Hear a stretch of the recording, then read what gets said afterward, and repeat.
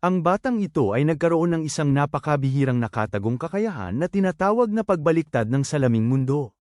Sa pamamagitan nito, kaya niyang gawing kahanga-hanga ang kahit anong kanyang walang kwentang kasanayan. Halimbawa, ginawa niyang magulong mga tinik ang kanyang kasanayan sa pagkontrol ng bagging, na may mababang tsansang pigilan ang target, na ngayon ay nagpapabato ng mga tinik sa mga kaaway na may mataas na tsansang magdulot ng kalituhan. Ngunit bago siya bumalik sa nakaraan, ang ating bida ay isa ng maalamat na mandirigma. Matapos ang napakaraming laban na nag-iwan sa kanya ng mga peklat at pagod, haharapin ng bayani ang kanyang pinakamalaking sugat, ang pagtataksil ng kanyang matalik na kaibigan, si Luo Wei. Sa isang mundong binago ng biglaang paglitaw ng mga piitan, ang mahiwagang kapangyarihang nakukuha mula sa mga lugar na ito ay tinatawag na mga klase. Upang malupig ang mga piitan, ang mga tao ay bumubuo ng mga grupo. Nagpasya si Luo Wei na alisin ang kanyang kaibigan, na humigit na sa ranggo ng SSS, dahil naniniwala siya na ang gayong kapangyarihan ay dapat mapunta sa maharlikang pamilya para sa katatagan ng imperyo. Dahil dito, gumamit si Luo Wei ng mga pampasabog upang patayin siya. Ngunit sa aming pagtataka, nang mamatay si Yun Che, aktibo ang kanyang nakatagong kasanayan na salaming mundo, na naglilipat ng kanyang kaluluwa sa isang sinasalaming mundo sa loob ng isang lawa. Pagkaraan ng mga dekada, isang grupo ng mga bully ang nagbitin ng patiwarik sa isang batang lalaki, binugbog siya at sa pilitang inilubog ang kanyang mukha sa tubig ng lawa. Ang mga daing ng tulong ng biktima ay umaabot sa kaluluwa ng ating batang lalaki, na naririnig ang mga ito mula sa kailaliman. Isang batang lalaki na may salamin sa mata ang nagtangkang mamagitan, ngunit kinutya ng pinuno ng mga bully kapwa siya at ang biktima, ibinabaling ang sisi sa nerd at pinagtatawanan din siya. Biglang lumitaw ang isang parang piitan, kaya't nagtakbuhan ang lahat sa takot. Gayunpaman, ang nerd na batang lalaki ay sumugod upang kalagan ng biktima, na nakagapos pa rin ang lubid. Nagsimulang lumitaw ang mga halimaw mula sa piitan, nagbabantang sumalakay.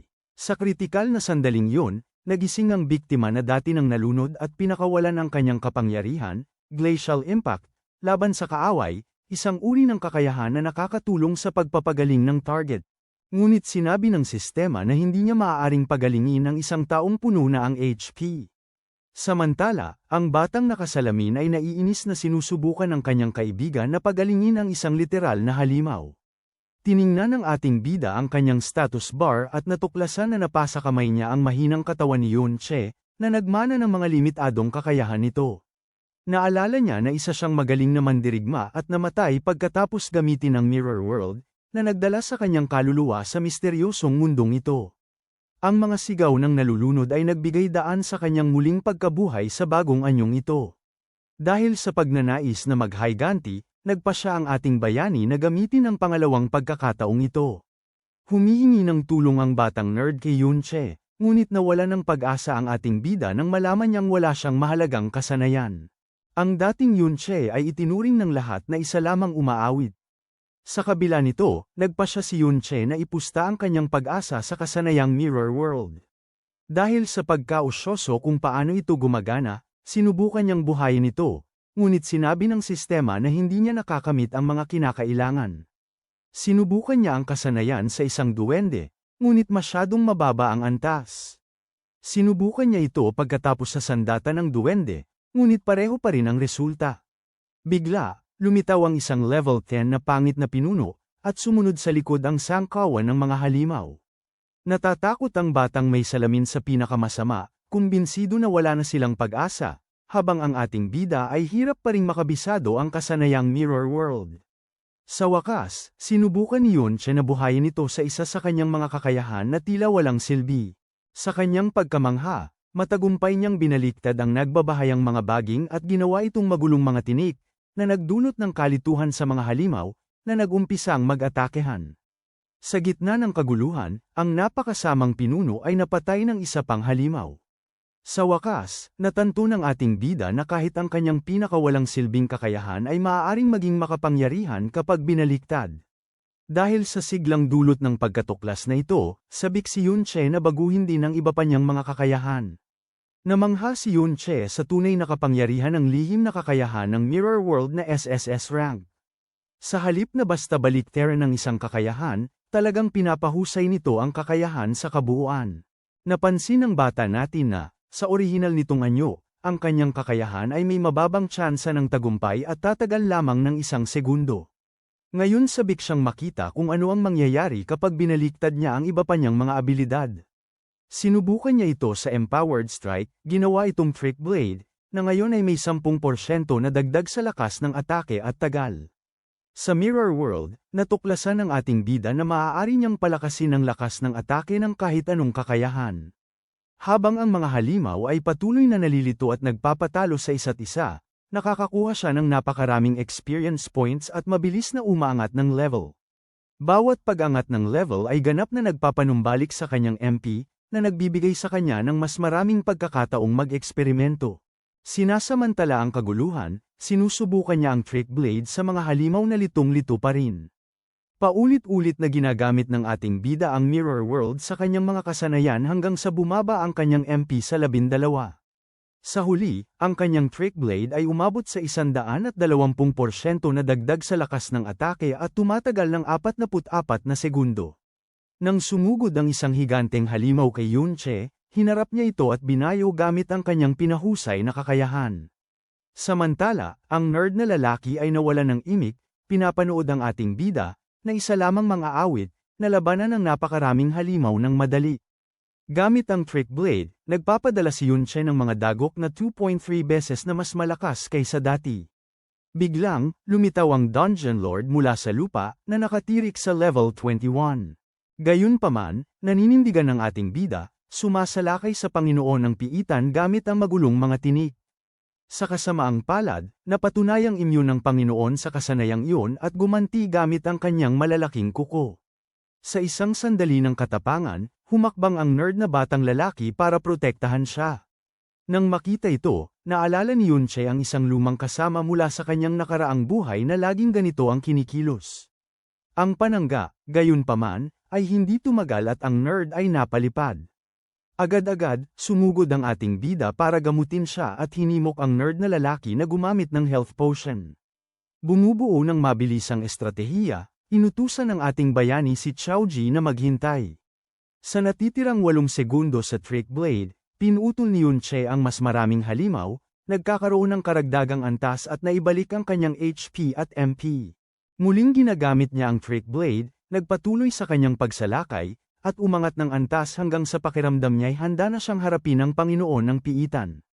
Pagdating sa antas 12, ang Trick Blade ay may kahangahangang 510% na pagtaas sa lakas ng atake. Mula sa iba't ibang anggulo, walang tigil na umaatake si Yunche at sa huli natalo ang Panginoon ng Piitan. Halos hindi makapaniwala si Xiaoji sa kanyang nakikita. Namamangha na makitang isang chanter sa antas 5 ay nagpabagsak sa isang Panginoon ng Piitan.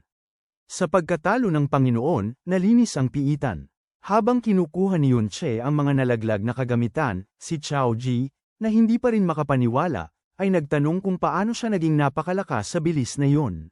Bilang tugon, nagtanong ang ating bida kung may relasyon ba siya kay Xiao Benben. Nagulat si Xiaoji na alam ni Yunche ang palayaw ng kanyang lolo sa tuhod. Nabigla si Yunche nang malaman na si Xiaoji pala ay apo ni Benben. Sa pagkakaalala niya, gayunpaman, inalis na ni Luo Wei ang lahat ng may kaugnayan sa kanya. Sinubukan ng ating bida na magtanong pa, ngunit si Xiaoji, na naiinip na, ay tumangging sumagot pa dahil hindi rin naman naglalabas ng impormasyon si Yunche. Tinanong naman ni Xiaoji kung bakit itinago ng ating protagonista ang kanyang mga kapangyarihan sa lahat ng panahong ito. Ngunit agad niyang ibinaling ang usapan, na nagmumungkahi na bumalik na sila sa paaralan at binabanggit ang nalalapit na pagbisita sa Memorial Hall.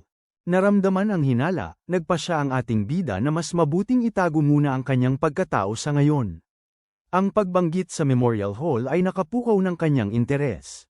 Tila ito ang perpektong pagkakataon upang malaman kung ano ang nangyari pagkatapos ng kanyang kamatayan at sa kanyang nakaraang buhay. Habang nakasakay sa isang railbus, napansin ni Yunche na ang transportasyon ngayon ay gumagana sa mga produktong galing sa mga piitan. Namangha siya na makita ang napakaraming gamit mula sa mga piitan na ginagamit sa pang-araw-araw na buhay, mga bagay na dati niyang inaakalang hindi kailanman maaaring umiral sa labas ng mga mapanganib na kahariang iyon. Dahil sa kuryosidad, tinawag niya ang isang singsing na buto ng Chimera mula sa kanyang inventaryo at naalala kung paano, noong nakaraan, ang mga tirang gamit mula sa piitan ay nawawala kasama ng piitan mismo. Malinaw na nagbago na ang mga bagay. Sa bulwagan ng alaala, harapan si Yunche sa isang estatwa ni Luo Wei, na ipinagdiriwang ngayon bilang bayani na nagwakas sa sakuna ng mga piitan, dungeon, ilang taon na ang nakalipas. Itinatala ng kasaysayan na sabay-sabay na lumitaw ang maraming piitan, kabilang ang isang napakalakas na piitan na may ranggong SSS na nagdulot ng araw-araw na pagdurusa sa mga sibilyan. Si Luo Wei, na nanguna sa isang hukbo, ang sumikop sa mga piitang ito, habang ang kanyang matalik na kaibigan na si Luo Che, ay tinaguri ang taksil. Nagngangalit ang ating bida sa kawalang katarungan, naaalala na ang kanyang hukbo ang responsable sa paglilinis ng piitan na may ranggong SSS, gayunpaman siya ay nananatiling sinisiraan ng kasaysayan. Samantala, isinalaysay ng guro ang mga paghihirap ni Luo Wei sa labanan, idinagdag na sa tulong ng tanyag na bayaning si Ding Kun, nagawang supple ni Luo Wei ang rebelyon. Ngunit walang maalala si Yunche tungkol sa sinumang nagngangalang Ding Kun. Habang nagaganap ito, lumitaw ang pinuno ng mga bully, si Ding Shu, nagulat na makitang buhay pa sina Qiao Ji at ang ating binata. Mabilis na naghinala ang kanyang kaibigan na maaaring may dalubhasa sa malapit na naglinis ng dungeon. Nagtipon ang mga estudyante sa paligid ni Ding Shu, sabik na malaman ang tungkol sa bagong dungeon. Gayunpaman, sinisi ni Ding Shu si Qiao Ji sa pagdala sa kanila sa gulo. Nang magprotesta si Qiao Ji, pinatigil siya ni Ding Shu sa pamamagitan ng pagtawag ng pansin sa isang estatwa ni Qiao En. Palayaw na Benben, natatapakan ni bayaning Ding Kun, ang kanyang sariling ninuno. Biglang, galit na sinigawan ni Ding Shu si Qiao Ji, inaakusahan siya ng panlalait sa kanyang ninuno, habang nagsisimula namang magtsismisan ng ibang estudyante tungkol sa taksil na si Qiao En. Pumagitna ang guro, inuutusan si Qiao Ji na humingi ng tawad at pinaalalahanan siya na minsan ang pinatawad ng pamilya ng bayani ang kanyang sariling pamilya. Nilinaw niya na walang gustong tumulong sa isang inapo ng isang taksil. Nang akmang palalalain pa ni Ding Shu ang sitwasyon, pumagitna ang ating bida at sinipa si Ding Shu, pinuprotektahan si Qiao Ji bago pa man siya mapahamak. Nagbulungan ang lahat ng mga estudyante, gulat na isang simpleng level 5 chanter lang ang nakapagpatumba kay Ding Shu at nakapagsalita ng hindi maganda laban sa pamilya ng bayani. Galit na galit, tinawag ni Ding Shu si Yunche na sako ng suntok at inutusan ang kanyang grupo na pagtulungan siya. Pero, madali silang pinabagsak ng ating bida sa pamamagitan ng tiyak na mga suntok, pati na rin si Ding Shu. Ang apo ng bayani ay hindi makapaniwala matapos siyang mapabagsak ng ganun kadali, habang nagbulungan ulit ang ibang mga estudyante, kumbinsido ngayon na mahina siguro si Ding Shu. Sa tindi ng galit, ginamit ni Ding Shu ang kanyang kakayahan na rage at ipinatawag ang kanyang martelyong gawa sa apoy. Ngunit, nakita ng ating protagonista ang isang pagkakataon at ibinagsak siya sa sahig sa pamamagitan ng isang saktong paghampas. Naiwan ng mga estudyante sa gulat na katahimikan nang dumating ang gwardya ng Memorial Hall, nagpapaalala sa lahat na mahigpit na ipinagbabawal ang pag-aaway. Ang guro, na halatang hindi natuwa, ay pinagalitan ng ating bida sa kanyang kawalan ng kahihiyan at naglabas ng sandata para subukang magsaayos. Kalmado, binali ni Yunche ang sandata gamit ang kanyang singsing na gawa sa buto ng Chimera at hinamon ng guro na ayusin ang usapan ng patas, nagpapahiwatig na kampi ito sa pamilya ni Ding Shu. Ipinapakita ang kapangyarihan ng kanyang singsing, napilitan ng ating bida ang guro na sumang-ayon na imbestigahan ng maayos ang insidente. Sa kanyang isipan, napansin ni Yunche na ang singsing ay galing lang sa patak ng isang level 21 lord, pero sapat na ang lakas nito para labanan ng isang level 32 na guro. Dahil dito, pinayagan ng guro sina Yunche at Qiao Ji na umalis sa Memorial Hall. Sa loob, nagpatawag ang guro ng manggagamot para gamutin si Ding Shu. Pagkalabas, napag-isipan ng ating bida na pagkatapos ng kanyang pagbagsak, walang nakaligtas sa kanyang mga tao at tuluyang natalo si Benben ni Ding Kun. Dahil sa pag-uusisa, hiniling niya kay Qiao Ji na ibahagi ang kwento ng sinasabing bayani, si Ding Kun. Ipinaliwanag ni Qiao Ji na natuklasan ni Ding Kun ang mga plano ng taksil na si Yunche at pinangunahan ng isang hukbo malapit sa SSS ranked dungeon, na tumulong para sugpuin ang paghihimagsik.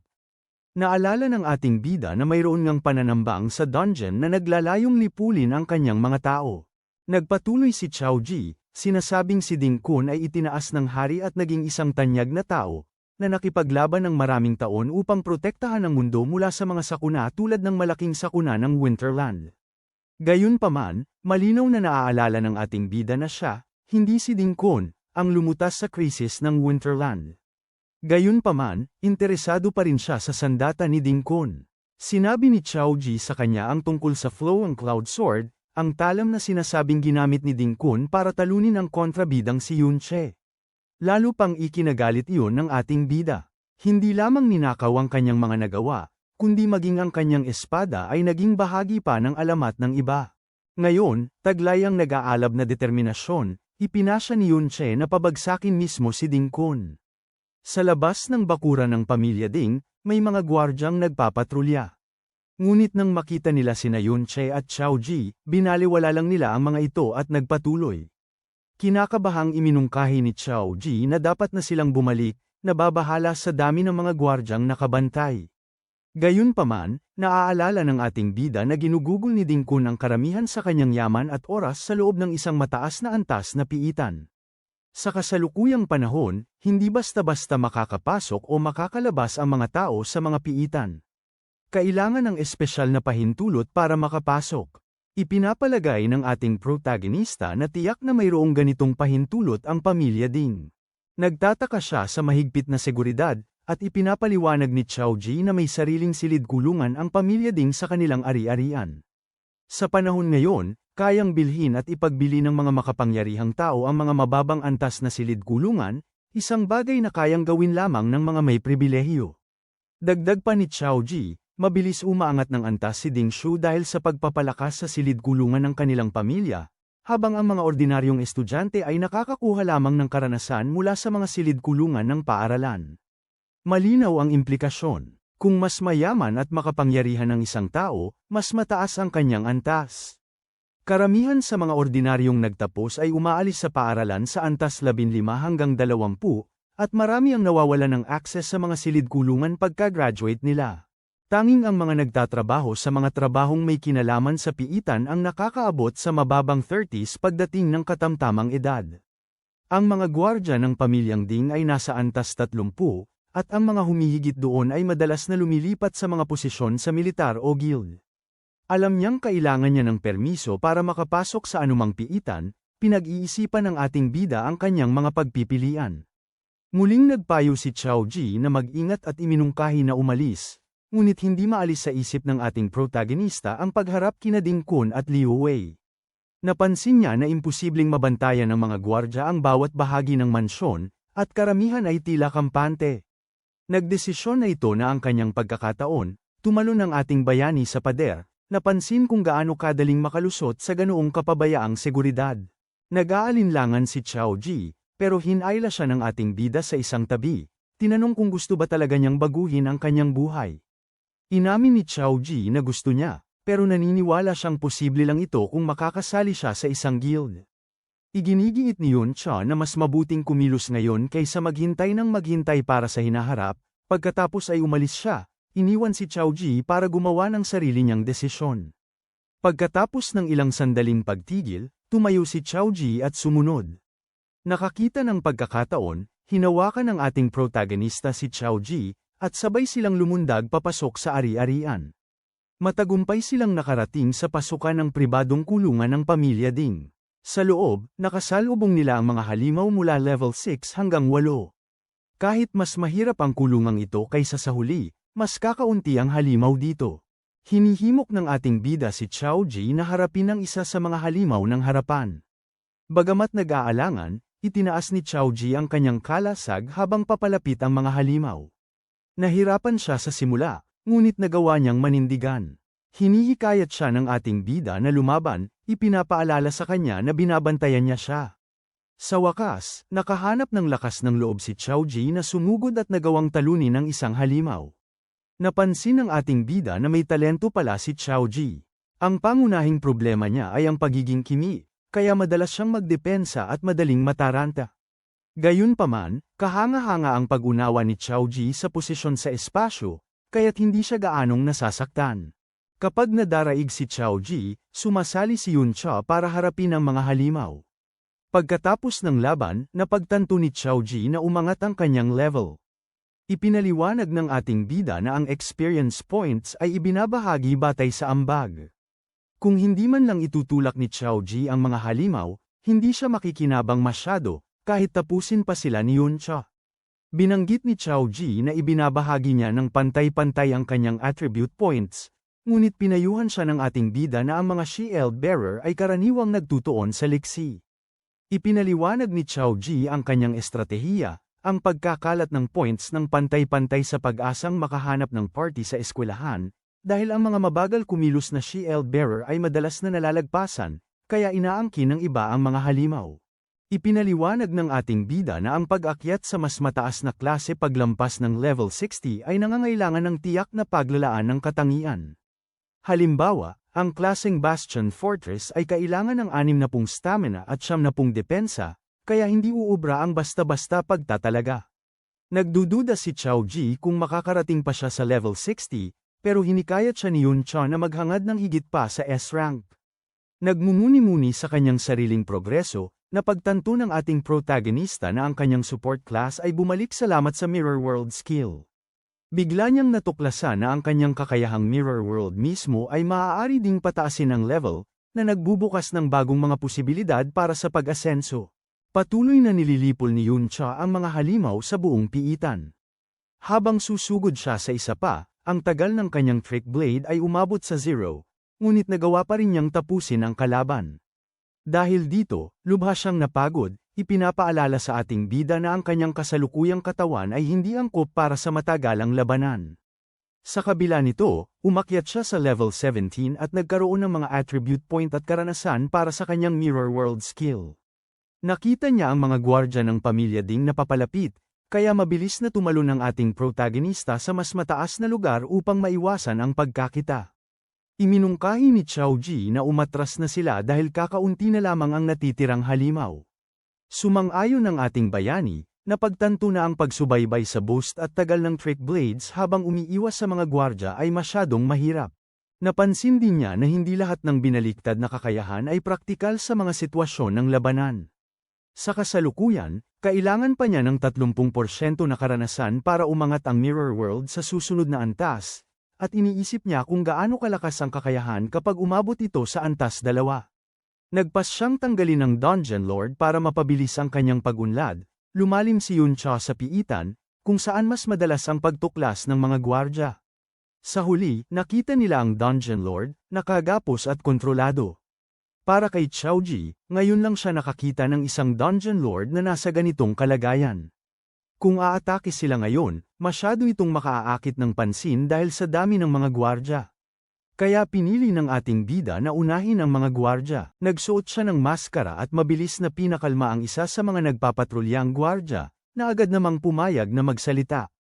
Ibinunyag ng gwardya na may taguan ng mga pasok sa silid-aralan ng matandang guro. Iginigiit niya na nagsasabi siya ng totoo, nakita niyang umalis ang matandang guro at ang kanyang gwardya na dala ang mga pasok na yun, na para lamang sa pansamantalang gamit. Kung walang tulong, halos imposible para sa kahit sino na makalusot sa seguridad. Pinilit siya ni Yun Cha na ilabas ang lahat ng kanyang gamit, sinisigurado na wala siyang itinatago. Pagkalabas, ipinaliwanag ng gwardya na ang kasakiman ng pamilya ding ang nagtutulak sa kanila na itago ang bawat mahalagang bagay, at mga ordinaryong gamit na lamang ang iniiwan. Nagawang matutunan ng ating bida ang bagong kasanayan mula sa aklat ng kasanayan ng gwardya. Tinungo nila ang gilid ng loobang tirahan, kung saan hindi na kailangan ng mga gwardya dahil ang lahat ng naroon, maliban kay Ding Shu, ay lampas antas 30. Ang mga pasaporte na kailangan nila ay nasa loob ng loobang tirahan, ngunit ang pinuno ng pamilya, na antas 42, ay kasalukuyang naroon. Ang matandang guro at ang ikatlong pinuno, parehong lampas antas 50, ay wala dahil may inaasikaso. Hindi nagtagal, bumagsak ang gwardya, at nagpas siyang bumalik ang ating bida sa piitan ng mag-isa upang akitin palabas ang pinuno ng pamilya. Pagdating sa nakatanikalang Panginoon ng piitan, napagtanto niyang ang Panginoon ay nakagapos ng matataas na antas ng tanikala upang mapanatili ang katatagan ng piitan. Nakita ang nag-iisang bantay na nagbabantay sa mekanismo, mabilis siyang pinabagsak ng ating bida at nakuha ang combat chains na level 60. Dahil malaya na ang Panginoon ng Piitan at nagsisimula ng bumangon, magkakagulo na.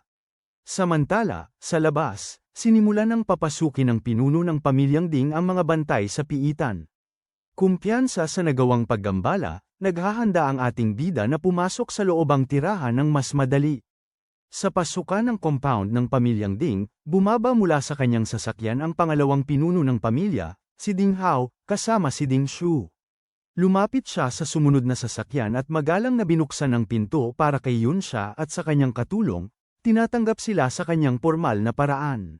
Bigla na lang, sinipa ni Ding Hao ang isang gwardiya na malapit bago niya igiya ang kanyang mga bisita papasok sa loob ng palasyo. Mula sa malayo, pinagmamasdan ni Xiao Ji ang nangyayari. Maya-maya'y sumulpot si Yun Sha at ipinaliwanag na ang Dungeon Lord sa loob ay level 30, kaya hindi madaling hulihin ang buhay. Ang pagkakalat ng gulo, sabi niya kay Xiao Ji, ay kinailangan para abalahin ang pinuno ng pamilya. Itinuro ni Xiao Ji na ang gwardiya na nasipa ay ang kanyang tiyuhin pala. Nalaman ng ating bida na noong nakaraan, ang kanyang pamilya ay lubusang pinuksa, para hindi na sila mapahiya pa. Sa kabilang banda, ang pamilya Chow ay nagtiis ng maraming taon ng kahihiyan, at sa utos ni Ding Kun, ang pang-aapi ay lalong tumindi. Sa kalaunan, ang pamilya Chow ay naging halos alipin ng pamilya Ding, na pilitang basahin ang kanilang mga kalooban at magmakaawa para mabuhay. Sabi ni Xiao Ji na sinubukan ng henerasyon ng kanyang ama na lumaban, ngunit nawala sa katinoan ang kanyang ama, at ang kanyang tiyo ay naging halos utusan ng mga Ding.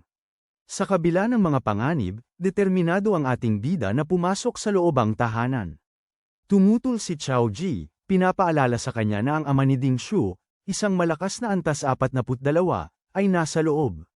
Ngunit matatag si Yun Sha, iginigiit na ang mga natatakot sa panganib at labis mag-isip ay hindi kailanman susulong. Sabi niya kay Xiao Ji na kung gusto talaga niyang baguhin ang kanyang kapalaran, kailangan niyang kumilos.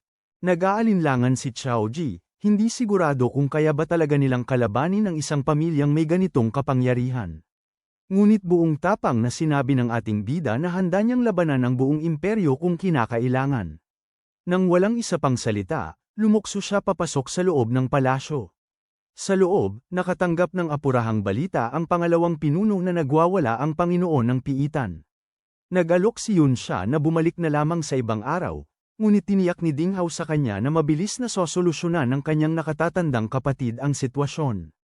Nabanggit din niya na paparating na ang matandang guro at ang kanyang ikatlong kapatid upang makipagkita sa kanya, at sabik na rin siyang makita ng kanilang kilalang bayaning lolo. Sa terasa, iniisip ng ating bida kung ang bayaning lolo na ito ay ang kilalang bayaning si Ding Kun.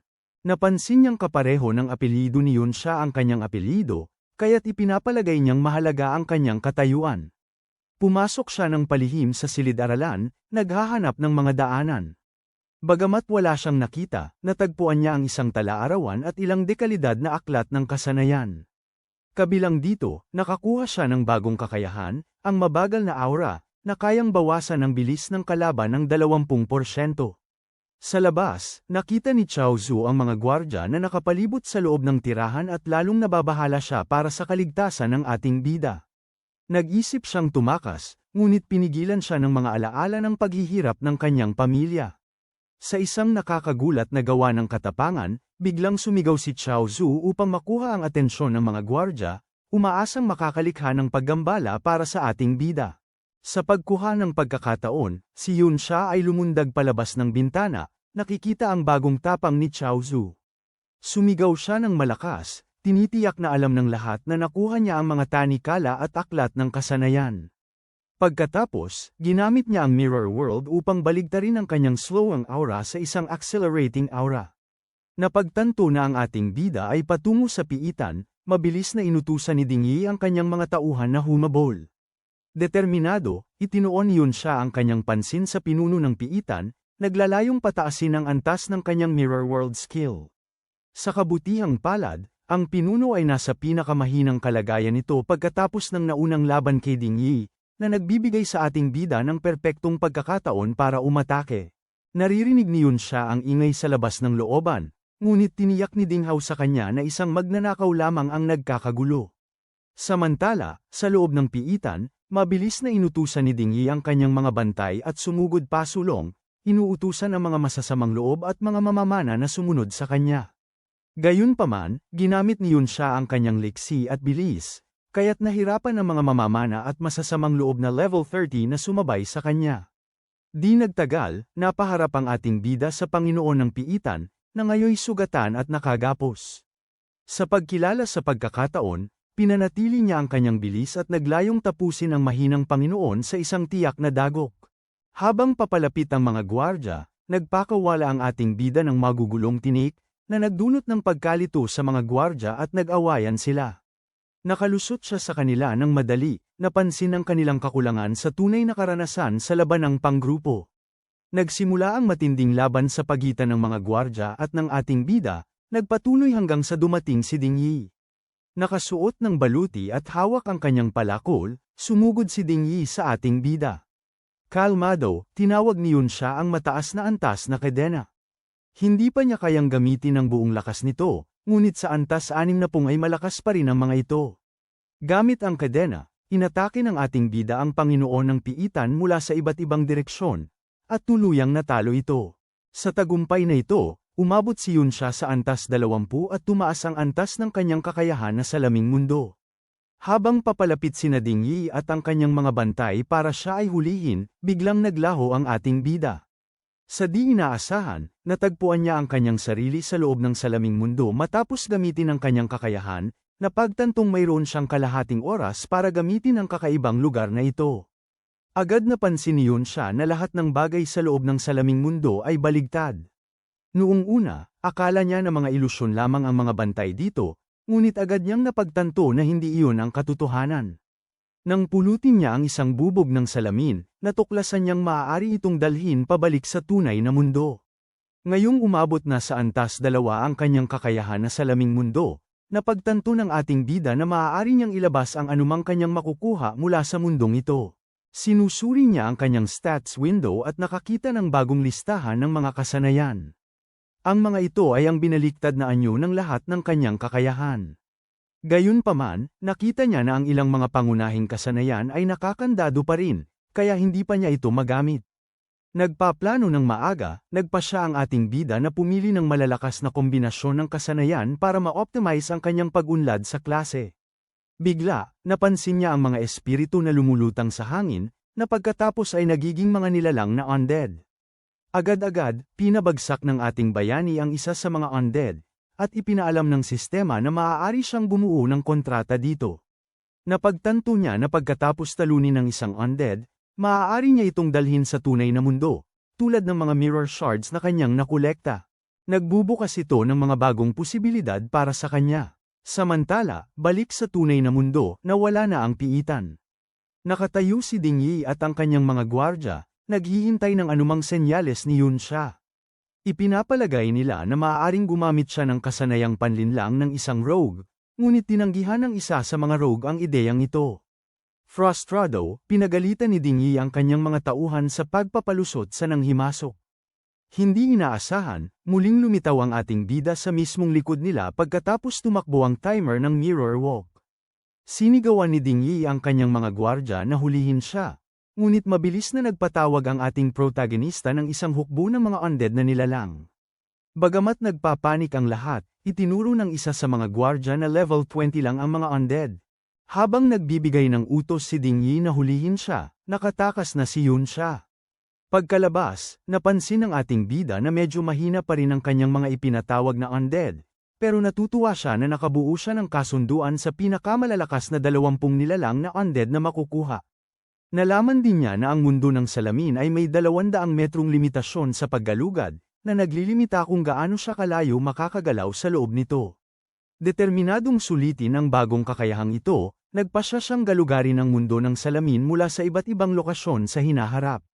Sa sandaling yun, nakita niya si Qiao Ji na hawak ng isang bantay. Mabilis na kumilos si Yun Xia, pinabagsak ang bantay at kinuha si Qiao Ji. Kontrolado na ang sitwasyon, umuwi na ang ating bayani, sabik na bilangin ang kanyang mga nakuha at planuhin ang susunod niyang hakbang. Patuloy na nakikipaglaban ang mga gwardya ng pamilya Ding sa mga hindi patay na nilalang, at bagamat madali silang talunin, patuloy na nabubuhay muli ang mga halimaw. Hindi nagtagal, dumating si Dingge, ang ikatlong pinuno ng pamilya Ding, at walang kahirap-hirap na nilipol ang lahat ng hindi patay. Ipinaliwanag niya na ang mga nilalang na ito na ipinatawag ay sumisipsip ng magic points at mawawala kung matatalo ng ilang beses pa. Samantala, sa loob ng panloob na tirahan, yumukod si Ding Hao sa matandang master bilang paghingi ng tawad. Ipinahayag niya na nakatakas ang nanghimasok sa pamamagitan ng bintana. Ang matandang master, galit na galit, ay naghinagpis na hindi man lang nila alam kung ano ang itsura ng mga nanghimasok. Sinubukan ni Ding Hao na pag-aani ng kalooban sa pamamagitan ng pagbanggit na pumayag si Yun siya na bisitahin ang Hero's Dungeon. Gayunpaman, inutusan siya ng matandang maestro na paalisin ang mga nanghihimasok at siyasating mabuti kung may iba pang nanakaw. Sa ibang lugar, nasiyahan si Yun siya nang mapansin na mayroon na siyang pass at kailangan na lamang ng isang taong makapagpapapasok sa kanya sa piitan ng bayani. Balik sa bahay ni Ding Shu, umabot na sa level 20 ang ating bida, bagamat halos sira na ang kanyang singsing na buto ng Chimera. Nagawa niyang mangolekta ng mahigit 10 aklat ng kasanayan, pawang mga suportang awit, ngunit natutunan na niya ang awit ng labanan, na kaya niyang gawing awit ng panangga. Nagpaplano, balak ng ating protagonista na gamitin ang mga kasanayang ito para dagdagan ang kanyang mga katangian, sa layuning pantayan o higaitan ng iba pang kapareho niya ng level batay lamang sa estadistika. Mula sa mga nakuha ng Panginoon ng Piitan, nakuha rin niya ang baluti ng nasirang kabalyero. Ngayong nasa antas 2 na ang Mirror World, kapansin-pansin ang paglakas ng kapangyarihan ng mga undead na nilalang na kaya niyang ipatawag. Gayunpaman, hindi pa rin ito sapat para sa ating bida. Alam niyang kailangan niyang umabot sa antas 50 at bumuo ng kasunduan sa isang S-rank na undead na nilalang kung gusto niyang magkaroon ng kahit anong pag-asang harapin ang isang tulad ni Hero Ding Kun. Tinitiyak ni Yun siya kay Xiao Ji na hindi nakita ng pamilya Ding ang kanilang mga mukha, kaya maliit ang panganib na mahuli sila. Pagkatapos ay tinanong niya kung mayroong piitan kung saan may namatay na isang makapangyarihang individual. Nag-aalinlangan si Xiao Ji, at umamin na ang piitan ng paaralan ay akma sa paglalarawan, ngunit nagbabala na hindi madaling makapasok ng palihim doon. Siniguro ng ating bida sa kanya na may sarili siyang paraan. Maya-maya, sa pribadong tahanan ng kanyang guro, binayaran ng ating bata ang guro gamit ang 2 aklat ng kasanayan. Sabi ng guro na wala siyang gaanong magagawa, ngunit kamakailan lang ay nabuksan ang piitan para sa mga magtatapos na estudyante. Ipinaliwanag niya na maaaring sumali ang mga estudyante sa isang grupo kung irerekomenda ng isang guro. Sa tulong ng guro, nakakuha ng pahintulot ang ating bida at agad na natagpuan ang sarili sa pasukan ng piitan ng paaralan. Nagtitipon ng iba pang estudyante, sabik na magplano kung paano magpapalakas. Habang pinagmamasdan ni Yun siya ang tanawin, pakiramdam niya na mayroong hindi tama. Nalaman niya na ang matapang na piitan ay isang regalo mula sa bayani sa paaralan. Hindi mapakali si Xiao Ji, sa wakas ay ibinunyag na ito ang lugar kung saan buong tapang na pinatay ng bayani ang sinasabing traidor na si Xiao En. Nagbabala ang guro na mataas ang antas ng piitan at inatasan ang isa pang estudyante, si Si, na bantayan ang grupo. Nagreklamo si Si pero sumunod, sinabihan ng ating bida at si Xiao Ji na dam-aikit sa likod. Sa kabila ng abalang paghahanda, hindi maalis ng ating bayani ang delikadong kutob niya mula sa piitang ito na antas 2040. Sa loob ng piitan, agad na nakilala ni Si sina Yun siya at Yun Yin. Itinuro niya na sila ay mababang grado, pagkatapos ay ibinaling ang kanyang atensyon kay Yun Che at Xiao Ji, na sinasabi rin na sila ay mababang grado. Nagmamayabang si Si, sinasabi niyang mas inspirado siya kapag malapit sa mga babae at gusto niyang manatili sa tabi niya sina Yun siya at Yun Yin.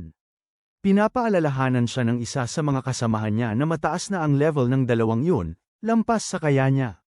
Hindi inaasahan, lumapit sina Yun siya at Yun Yin sa lalaki natin. Agad niyang nakilala si Yun siya bilang ang bisita na nakita niya sa mansyon ng pamilya Ding at nagtataka kung bakit siya lumapit. Parang walang anuman na pinuri ni Yun siya ang kanyang boses, binabanggit na nakita niya ito sa Memorial Hall, tapos lumapit at tahimik na inamin na nakilala niya siya kahapon sa bahay ng pamilya Ding. Nabigla ang ating bida, nagulat siya na nakilala siya nito sa ilang saglit lang nilang pag-uusap. Pagkatapos magpalit ng gamit, nagpatuloy sina Yunsha at Yunyin. Dahil dito, napagtanto ng ating bida na maaaring nakilala rin ni Ding Shu ang mga boses nila kahapon. Gustong suklian si Yunsha at Yunyin dahil hindi nila ibinunyag ang kanyang pagkatao, tahimik silang binabalaan ng ating binata na mag-ingat, ipinapaliwanag na nakakaramdam siya ng panganib sa piitan na ito. Nagpasalamat si Yunsha sa babala, ngunit buong kumpiyansang tiniyak sa kanya na hindi siya nag-aalala sa kanyang kasalukuyang antas. Nang makita ito, ang grupo ni Z ay natigilan at agad na nagtipon kay Yunche, sabik na makilala si Yunsha. Binaliwala ng ating bida ang kanilang pag-uusisa at nagtuloy sa loob ng piitan. Nagmatigas si Z at ang kanyang grupo, iginigiit na hindi dapat mag-isa sina Yunche at Qiaoji. Para magmukhang mayabang, sinabi ni Z na malapit siya kay Yunsha, kaya imposibleng mababa ang antas niya. Ipinaalala niya sa kanyang mga kasamahan na ang pangunahing layunin nila ay mangolekta ng kristal, at iminungkahi na huwag pansinin ng mga mabababa ang antas, dahil lahat naman ay may senyales ng pangangailangan. Sa loob-loob niya, umaasa si Z na mapapahamak ang bida dahil sa pagmamayabang.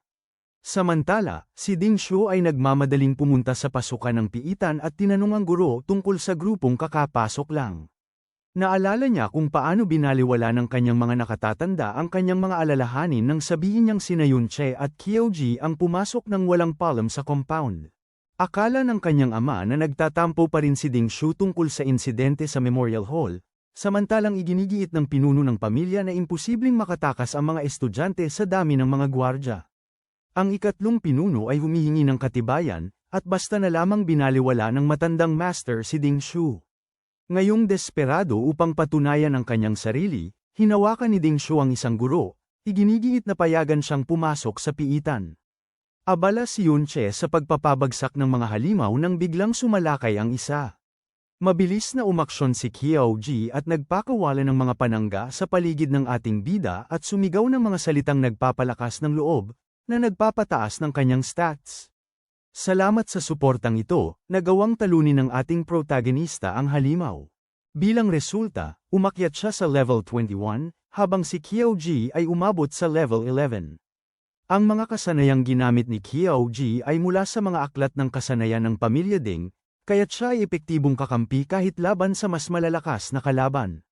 Habang sila'y nagpapatuloy, naalala ng ating bida ang isang bihirang halimaw na kilala bilang Obsidian Beast. Kung matatalo niya ito, maaaring makuha niya ang kasanayan na suporta, gravitational pull, na nakalista na sa kanyang mga binaliktad na kasanayan. Sabik din siyang hanapin ang lugar kung saan bumagsak ang isang malakas na individual sa labanan. Sa kalaunan, dumating sila sa Crystal Pillar Canyon, tahanan ng isang grupo ng mga Radiant Stone Beast na may elite grade. Napansin ni Yunche na ang mga halimaw na ito ay lumipat na ng hindi bababa sa 1 kilometro, at kinilala niya sila bilang mga uri ng gala. Hindi tulad ng ordinaryong mga halimaw, ang mga nilalang na ito ay malayang gumagala at may mas malakas na lakas. Naalala ng ating bida na noong mga unang araw, ang pagharap sa ganitong uri ng halimaw ay halos kapareho ng pagpapakamatay. Sila pa nga ay lumalabas mula sa mga piitan at tinatakot ang sangkatauhan. Gayunpaman, ang pagtalo sa kanila ay nag-aalok ng mas mataas na experience points at mas magandang piluta kaysa sa mga ordinaryong kalaban. Ang mga Radiant Stone Beasts ay nakakatakot, kaya nagpa siya si Yunche na subukan muna ang kanilang mga kakayahan. Agad niyang natuklasan na kaya nilang pagalingin ang kanilang sarili ng tuloy-tuloy. Kapag umatake ang mga halimaw, kahit ang kalasag ni Qiaoji ay hindi sapat. Sugatan ng ating bata, at hindi sapat ang kanyang bilis para makaiwas. Napilitang umatras, tinawag niya ang kanyang hukbo ng mga undead para maging panangga at nagdesisyong umasa sa dagdag na depensa mula sa pag-level up ni Qiaoji. Kalaunan, sa isang mas mababang level na grinding zone, si Qiaoji ay sumabak para kalabanin ang ilang halimaw. Napansin ng ating bida na karamihan sa mga klase ay nagtatago sa likod ng mga tagapagtanggol para sa proteksyon. Pagkatapos ng kanilang pag-grind sa dungeon ng pamilya Ding, inilaan ni Qiaoji ang kanyang mga punto sa depensa, at kasama ang nakuhang armor, ngayon ay nagtataglay na siya ng mga pangunahing kakayahan na kailangan para maging isang mahusay na tagapagtanggol. Tinuturuan siya ni Yunche na ihataw ang kanyang panangga sa direksyon ng mga paparating na atake. Habang nag-aaral pa, nag-iwan ng butas si Xiaoji, at isang halimaw ang bumangga sa kanya sa isang kristal. Agad na tumalon ang ating bida para tapusin ang halimaw at pinayuhan si Xiaoji na mag-ingat sa mga susunod na atake.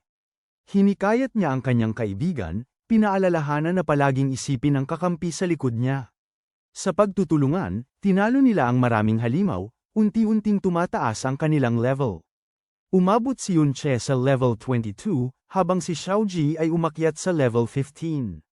Sa huli, natutunan ni Xiaoji ang bagong kasanayan mula sa aklat ng kasanayan, panangga na baluti, na nagdaragdag ng panlabas na patong sa kanyang panangga. Sa pag-upgrade na ito, naniniwala ang ating bida na sa wakas ay mayroon na sila ng kailangan para harapin ang mga halimaw na naglalakbay. Samantala, isang grupo ng mga guro ang nagmamasid sa mga naglalagalag na halimaw mula sa mas mataas na lugar. Nang magpadala ng senyales ng panganib ang isang estudyante, pinag-usapan ng mga guro kung dapat silang sumaklolo, ngunit nag-aalinlangan sila dahil sa presensya ng mga naglalagalag. Nagpresinta ang isang guro na Maiwan, ngunit lumapit si Yunche at nag-alok na siya at si Xiaoji na ang magbabantay sa mga naglalagalag. Ikinatwiran niya na ang senyales ng panganib ay maaaring may kaugnayan sa mga nilalang na ito, at na hindi sapat ang dalawang guro para sa isang pagliligtas. Nagtiwala ang mga guro sa kanyang kumpiyansa at pumayag, at binabalaan sila na huwag masyadong lumapit sa mga halimaw. Gayunpaman, sigurado ang ating bida na hindi makakatakas ang mga halimaw na ito sa kanila ni Xiaoji. Si Yunche ay nakikipaglaban sa isang halimaw na naglilibot-libot, habang si Xiaoji ay sumusuporta mula sa likuran. Nakakita ng pagkakataon, mabilis na ginapi ng ating bida ang nilalang. Sa kabila ng tagumpay, napapansin niya pa rin kung gaano kalayo pa siya sa lakas na mayroon siya sa kanyang nakaraang buhay. Kahit na pinalakas ng Mirror World ang kanyang atake, nananatiling mababa ang base attack ng kanyang support class. Matapos talunin ng isa pang halimaw at kunin ang mga nalaglag, nag-level up ang ating protagonista at nakakuha ng isang Crystal Longsword, na dapat makatulong na punan ang kanyang kakulangan sa base attack power. Medyo nadismaya siya na hindi siya nakahanap ng skill book para sa gravity pool, at natanto niya na ang drop rate para sa mga ganitong bihirang skills ay dapat na napakababa. Bigla, isang espesyal na abong senyales ng panganib mula sa pangkat ng mga guro ang umilo sa kalangitan. Sa ibang lugar, si Leili, ang gurong blonde, ay nagpupumilit na protektahan ang kanyang mga estudyante sa isang masikip na lugar habang papalapit ang mga halimaw na palaboy. Sa kabilang panig, maraming estudyante at guro ang nanunood sa kaguluhan mula sa likod ng kanilang mga panangga. Nagtataka sa nangyayari, nagtanong si Yunche kung ano ang nangyayari. Ipinaliwanag ng isang guro na sinundan nila ang senyales ng panganib papunta sa isang kuweba kung saan may ilang taong naipit ngayon. Humiling siya ng tulong kay Yunche, at mabilis niyang ginamit ang kanyang mga kakayahan para palakasin ang grupo. Kasama si Yunyin, madali nilang pinabagsak ang isang halimaw na palaboy. Nagmamatsyag mula sa malayo, napansin ng ating bayani ang kahangahangang kasanayan at gamit na taglay ni Yunshi at Yunyin. Dahil sa kanyang pagkaosyoso tungkol sa sitwasyon sa loob ng yungib, inutusan niya si Xiaoji na manatili kasama ang iba pa habang siya ay nag-iimbestiga pa. Pagpasok sa mundo ng salamin, natuklasan ni Yunche na kaya na niyang puntahan ang mundong ito kahit kailan niya gusto, isang bagay na hindi niya magawa pagkatapos ng insidente sa pamilya Ding. Sa loob ng mundo ng salamin, napansin niya na may refleksyon ang mga tao samantalang wala naman ang mga halimaw, at nakita niya ang bangkay ng isang halimaw, na nagpapatunay na siya lamang ang pisikal na naroroon sa dimensyon na ito. Pagpasok sa yungib, natagpuan ng ating bida si Z at ang kanyang grupo, na nagbibigay sa kanya ng hinala na sila ang nagdulot ng pagtitipo ng mga ligaw na uri sa lugar na ito. Dahil sa pagkaosyoso, mas pinasok niya ang yungib, naghahanap ng pinagmulan ng kaguluhan, hanggang sa matagpuan niya ang isang kakaibang bagay. Di nagtagal, natuklasan ng ating bida kung bakit naglakbay si Z at ang iba pa sa yungib, ang pagkakaroon ng espesyal na kristal na mineral. Hindi tulad ng ordinaryong kristal na matatagpuan sa labas, ang mga mineral na ito ay may mas malaking halaga. Ginagamit ang mga ito sa paggawa ng makabagong gamit at natatanging kagamitan, kaya mas mahalaga pa ang mga ito kaysa ginto. Nang pulutin ni Yunche ang isang mineral na kristal ng salamin, napagtanto niya na basta makahanap siya ng isang ibabaw na salamin, makababalik siya sa tunay na mundo mula sa mundo ng salamin. Nagpas siyang galugarin pa, Napansin ng ating bida na ang isang kargamento ng mineral na ito ay maaaring magpayaman sa isang tao. Samantala, sa tunay na mundo, sina Yunche at Yunyin ay nagpupumilit makarating sa yungib, nilulupig ang mga ligaw na halimaw upang magbukas ng daan para sa pagliligtas. Pagdating sa grupo na nakakulong, binalaan nila ang lahat na manatiling alerto, dahil kailangan nilang patuloy na lumaban para makatakas. Bago pa sila makapagtipon, mas marami pang ligaw na halimaw ang dumating at pinalibutan sila. Sa Mirror World naman, natagpuan ni Yunche ang isang kristal na ubod, isang bihirang kayamanan na matagal mabuo, kumakatawan sa pinakaduan ng lahat ng espesyal na produkto sa loob ng piitan. Alam ang halaga nito, agad itong kinuha ng ating bida. Ang paggamit ng kristal na ubod ay magpapalakas sa kanyang stamina at mana recovery, ngunit ang pinakanagpahanga sa kanya ay ang 20% na pagbawas sa damage ng liwanag at kuryente na ibinibigay nito. Isang pagbawas na nakabatay sa porsyento na bihira kahit sa mga gamit na dekalibre. Ito ang nagiging dahilan upang maging maingat ang ating bayani, naghihinalang tulad ng kristal na mineral, ang pagkakaroon ng ganoong nakatagong yaman ay malamang naaakit ng mas malakas na halimaw. Nagpasya siyang gamitin ng kristal na ubod bago umalis, ngunit natuklasan na ang paggawa nito ay kukuha ng 10 minuto sa kanyang oras ng paglalakad sa salamin. Samantala, sa tunay na mundo, isang napakalaking halimaw ang biglang lumitaw. Naniniwala ang ilang estudyante na ito ay isang naglalagalag na uri ng pinuno, ang iba naman ay iniisip na ito ay maaaring ang nakatagong boss ng piitan. Ang naglalagalag na pinuno ay lumitaw, isang bihirang nakatagong boss, mas malakas pa kaysa sa isang pinuno ng piitan at lampas sa kakayahan ng sinumang guro na naroroon. Nagtatago ang mga estudyante at guro sa likod ng kanilang mga pananggalang, ngunit kumakalat ang pagpapanak habang walang humpay na sumasalakay ang mga ligaw na nilalang sa paligid. Sinusubukan niyon siya na pakalmeyan ng lahat, nagmumungkahi na baka makatakas sila sa kanyan sa unahan. Nagpakawala siya ng pampalakas, at nanguna si Leili. Iginagabay ang grupo pasulong habang iginagalaw nila ang kanilang mga pananggalang at nilalabanan ang mga halimaw. Sa kasamaang palad, nagpakawala ng sigaw ng digmaan ang Panginoon ng mga ligaw, ang rally, na tumatawag ng mas marami pang ligaw na nilalang mula sa kaibuturan ng piitan.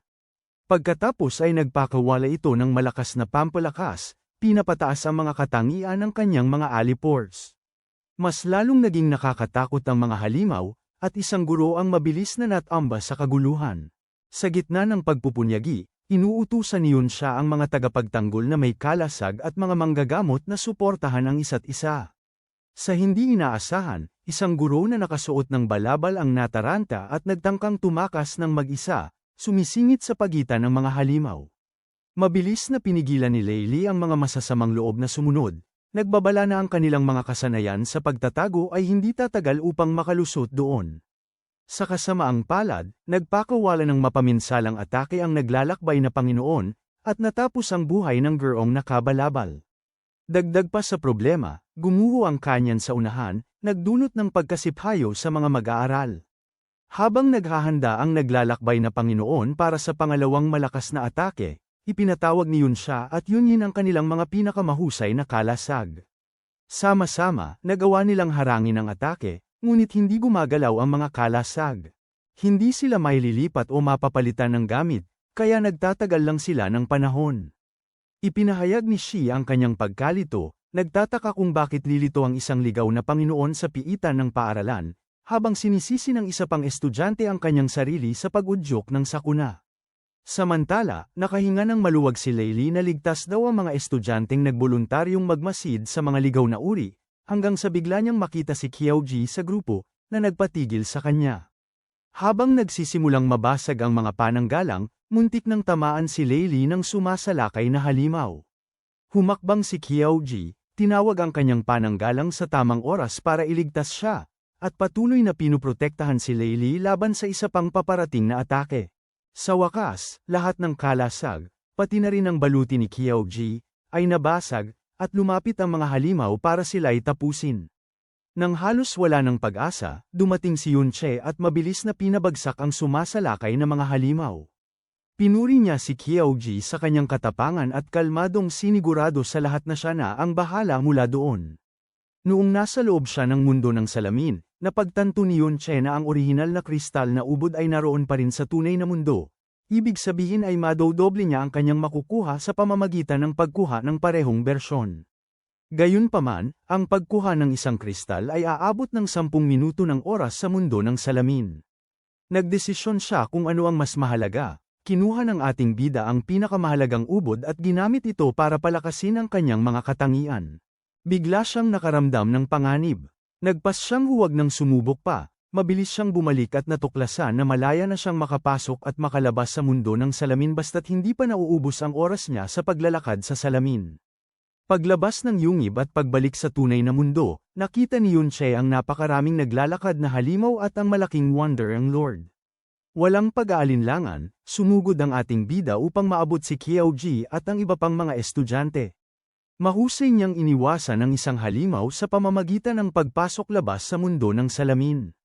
Sa sandaling ito, ang ating bida ay level 24, na may kabuuang mahika na 140 at recovery rate na 2.6 kada segundo.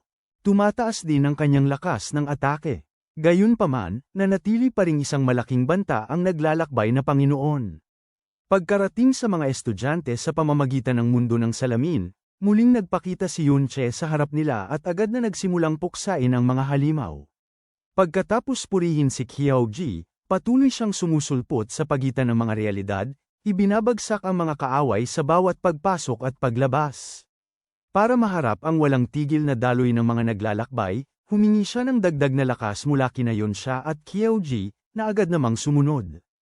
Tila walang katapusan ang mga halimaw, ngunit dahil sa kristal na ubod, kampante ang ating bida na makakayanan niya ito. Gayunpaman, nang pakawalan niya ang magulong mga tinik, natuklasan niyang imyun ang mga halimaw. Sa paligid, ang mga guro at estudyante ay nanunood na hindi makapaniwala habang ipinapakita ni Yunche ang kanyang kahangahangang kapangyarihan. Bawat halimaw na kanyang natatalo ay nagdadala ng mas maraming karanasan, at mabilis siyang tumaas ng antas, na pagtatanto kung gaano kabilis siyang maaaring umunlad sa labanang ito. Si Yunche, na nabigla sa kanyang lakas, ay hindi makapaniwala na ito ang parehong tao na dati niyang binaliwala bilang isang simpleng magnanakaw. Mabilis na nagpapalit-palit sa pagitan ng mundo ng salamin at realidad, inaalis ng ating protagonista ang sunod-sunod na halimaw, itinataas ang kanyang antas sa 28. Sinubukan ni Leili na panatagin ang iba sa pamamagitan ng pagsasabing isa lamang estudyante si Yunche, ngunit imposible na baliwalain ang kanyang talento. Sa kasamaang palad, naglunsad na naman ng mapaminsalang atake ang naglalakbay na Panginoon. Bahagyang nakailag ang ating bayani, batid na kapag tinamaan siya ng direkta ay tiyak na kamatayan ang kahihinatnan. Ang kilos ng Panginoon ay nagbabanta sa huling 2 harang na panangga. Kung mas lalapit pa ito, pati ang mga yon ay guguho. Damang-dama ang pagmamadali, hinimok ni Leili ang lahat na sumugod habang kakaunti pa ang mga halimaw. Ngunit nag-atubili ang mga estudyante at guro, nag-aalala na ang paggalaw ng mga panangga ay ilalantad lamang sila sa panganib. Humakbang si Yunche at nagmungkahi ng solusyon. Babalingin niya ang atensyon ng naglalakbay na Panginoon, para mabigyan ang lahat ng pagkakataong makatakas. Ipinahayag ni Leili ang kanyang pagkabahala, ngunit alam ng ating bida na kung pababayaan lamang ang naglalakbay na Panginoon ay mas malaking sakuna ang idudulot nito, dahil magtitipon pa ito ng mas maraming halimaw at kalaunan ay aabot sa labas ng mundo. Buo ang loob, nagdesisyon si Yunche. Lilipulin niya ang naglalagalag na Panginoon. Dahil inaagaw ni Yunche ang atensyon ng naglalagalag na Panginoon, sinunggaban ng mga guro at estudyante ang pagkakataong tumakas. Ang plano ni Leili ay makalayo ang lahat ng mabilis, umaasang makakatakas din ang ating bida. Samantala, si Qiaoji, nakadarama ng kawalan, nag-aalala sa kalagayan ng ating bayani. Habang nagpapatuloy ang labanan, umuunlad si Yunche sa pamamagitan ng pag-atake sa naglalagalag na Panginoon mula sa iba't ibang anggulo. Nang gumanti ang Panginoon ng isang malakas na atake, nagtago ang ating protagonista sa mundo ng salamin, pagkatapos ay lumabas upang magpakawala ng isa pang atake. Napansin niya agad na ang naglalakbay na Panginoon ay gumagaling kaagad pagkatapos ng bawat suntok. Napagtanto niyang kailangan niya ng bagong diskarte, nagpasya siyang targetin ang kristal na nakatanim sa ulo ng Panginoon. Ang mga bonus na natanggap niya kanina ay nagsisimula ng mawala, at alam niyang hindi kakayanin ng kanyang MP ang trick blade ng matagal. Determinado siyang bumawi agad, pinipilit niyang mag-level up ng mabilis hanggat maaari. Sa kasamaang palad, nagsimulang mahulaan ng naglalakbay na Panginoon ang kanyang mga kilos, sinusundan siya kahit napapasok at labas siya sa mundo ng salamin. Sa isang malaki at tuloy-tuloy na atake, ang ating bida ay tinamaan ng malakas at nasaktan. Alam niyang mapanganib ang pag-asa sa mundo ng salamin, dahil paubos na ang kanyang oras doon, at hindi rin opsyon ng pagtawag ng mga undead na nilalang dahil kinakain din nito ang kanyang MP. Biglang lumitaw ang isang malaking kalasag, na ipinatawag ni Yun siya. Nagulat ang ating bida nang makita si Qiao Ji at Yunyin na sumugod para tulungan siya. Habang pinipilit siyang umatras, determinado si Yunche na tapusin ang laban sa tulong nila. Sa kanilang tulong, nalampasan niya ang mas maraming halimaw at umabot sa level 30. Sa wakas, nakuha niya ang pinakaasam na skill book para sa gravitational pool. Suot ang kanyang baluti, binaliktad ng ating bayani ang gravitational pool at ginawang gravitational draw, na nagbibigay sa kanya ng kakayahang hilahin ang kanyang sarili patungo sa gumagalang Lord sa isang iglap. Dahil pinalakas ang attack power ng kanyang trick blades, ginamit niya ang gravitational draw para lapitan ang Lord at puntiryahin ang crystal sa ulo nito. Ang naglalakbay na Panginoon ay nagpakawala ng isa pang mapaminsalang atake na sumasaklaw sa malawak na lugar. Ngunit si Yunche ay naghanda para sa epekto at nagawang basagin ang kristal. Sa pagkawasak ng kristal, ang naglalakbay na Panginoon ay tuluyang natalo. Ang ating bida ay kumita ng 5,000 EXP at inangkin ang titulong tagapagpuksa ng naglalakbay. Bilang gantimpala, tumanggap din siya ng 2 aklat ng kasanayan, gintong harang ng liwanag at pagpapala ng anghel. Ang pagganap ng ating bida ay nagpaiwan sa lahat na namamangha habang umaabot siya sa antas 33. Bago pa man maipaliwanag ni Yunche ang mga bagay na nalaglag, ang malaking katawan ng naglalakbay na Panginoon ay nagsimulang gumuho, na lumilikha ng kaguluhan sa paligid. Sa gitna nito, napansin ng ating bida ang isang guwang na bundok sa malapit. Pagpasok sa loob, natagpuan niya ang mga labi ng mga tao at mga ligaw na nilalang at agad niyang napagtanto na ang lugar na ito ay minsang nagluwal ng mas malakas pang pinuno ng mga ligaw. Hindi inaasahan, natisod siya sa katawan ni Chao En, kilala bilang Benben. Lumapit si Yunche, at sinabing ang tanawin ay kabaligtaran ng marangal na estatwa sa Memorial Hall. Sinabi niya na ang nakikita nila dito ay ang resulta ng maraming laban sa mga halimaw at mga tao. Dumating si Chao Che, tahimik na iginigiit na ang kanyang lolo sa tuhod ay hindi masamang tao. Ibinahagi niya na ginugol niya ang maraming taon sa pananaliksik sa buhay ni Chao En, bagamat karamihan sa kanyang natuklasan ay malabo. Gayunpaman, natuklasan niya na ang kanyang lolo sa tuhod ay madalas pumasok sa mga piitan na lampas sa kanyang antas, kasama na itong isa, na kilalang lugar kung saan nagmumula ang mga gumagalang pinuno. Ipinaliwanag ni Chao Che na noon, kulang ang mga opisyal sa lakas militar upang harapin ang mga ganitong banta, kaya umasa sila sa mga makapangyarihang individual upang regular na linisin ang mga piitan. Ang kanyang lolo sa tuhod ay isa sa mga piling yun. Bagaman iniisip ng kanyang pamilya na naghahanap lamang siya ng kapanatagan, hindi tumigil si Chao Che sa paghahanap ng katotohanan. Nang marinig ito, tinapak siya ng ating bida upang ipaalam na naniniwala siya sa kanya. Naalala ni Yunche na si Benben ay malayo sa pagiging masama. Determinado siyang palaging lumakas, hindi natatakot humingi ng tulong o makipagtaluman sa kanyang maestro. Sa huli, namatay si Benben sa pakikipaglaban sa isang napakaraming halimaw. Punong-puno ng determinasyon, tahimik na nanumpa ang ating bida na maghayganti sa pamilya Ding para kay Benben. Samantala, sa mansyon ng pamilya Ding, iniulat ni Ding Shu na bumabalik na ang mga estudyante mula sa piitan, na nagpupuri kay Yunche dahil sa pagkatalo niya sa isang nakatagong level 40 boss. Agad na tumayo ang ikatlong pinuno ng pamilya Ding, inutusan ang kanyang mga gwardya na magtipon, at iniutos sa kanila na dalhin ang mga miyembro ng pamilya Chao. Inabot ni Yunche ang skill book na Golden Light Barrier kay Chao Ji. Ipinapaliwanag na hindi niya matutunan ang isang skill na idinisenyo para sa mga gumagamit ng kalasag. Ayon kay Yunche, siguradong hindi nagkukulang sa malalakas na kakayahan ng ating bata. Sa kabila ng kanyang sariling kahangahangang kasanayan, inaamin niya na hindi niya kayang sabayan ito.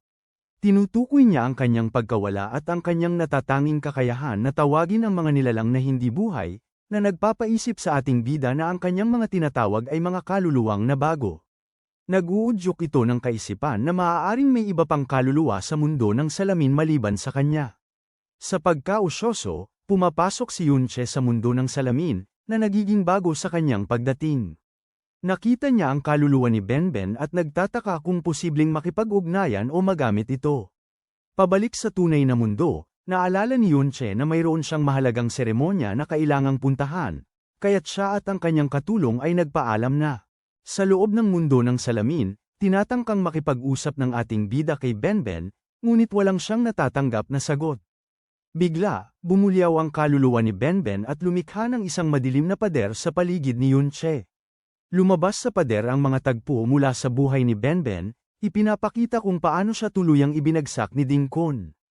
Nabasag ang pader at umaatake ang kaluluwa ni Benben, na itinutulak lamang ng likas na paglaban.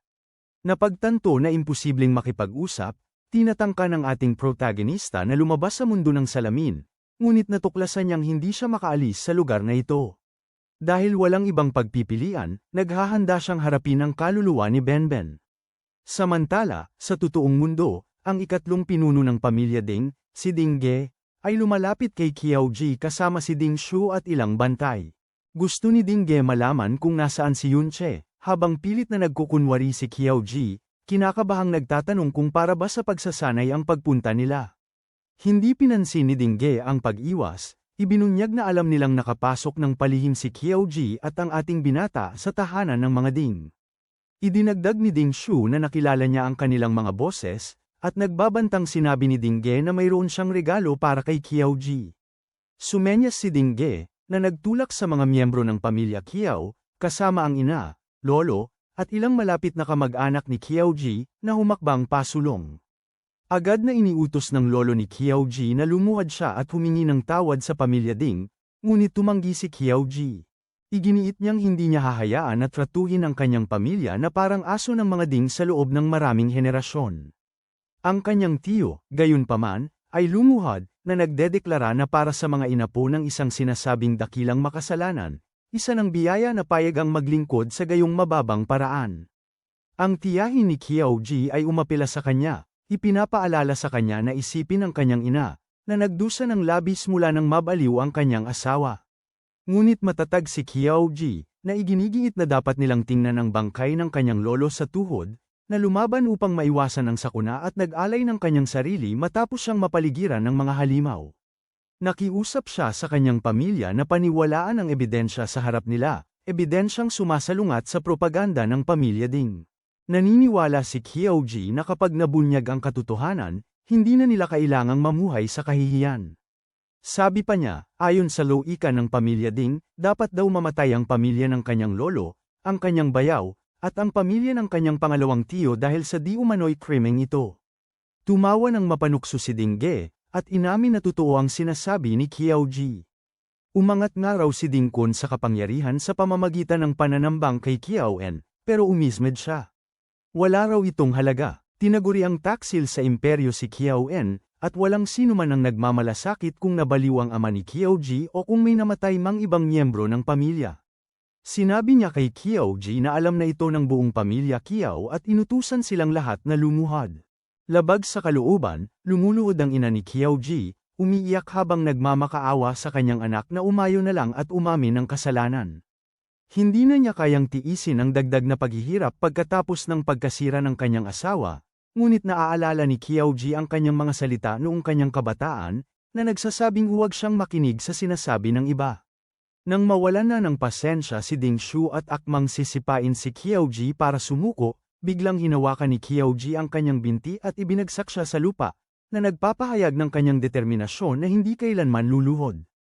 Nang kunin ni Ding Shu ang kanyang martilyo sa galit, sumagot si Qiao Ji gamit ang kanyang panangga at sumigaw para marinig ng lahat na ang pamilya Qiao ay mga inapo ng mga bayani.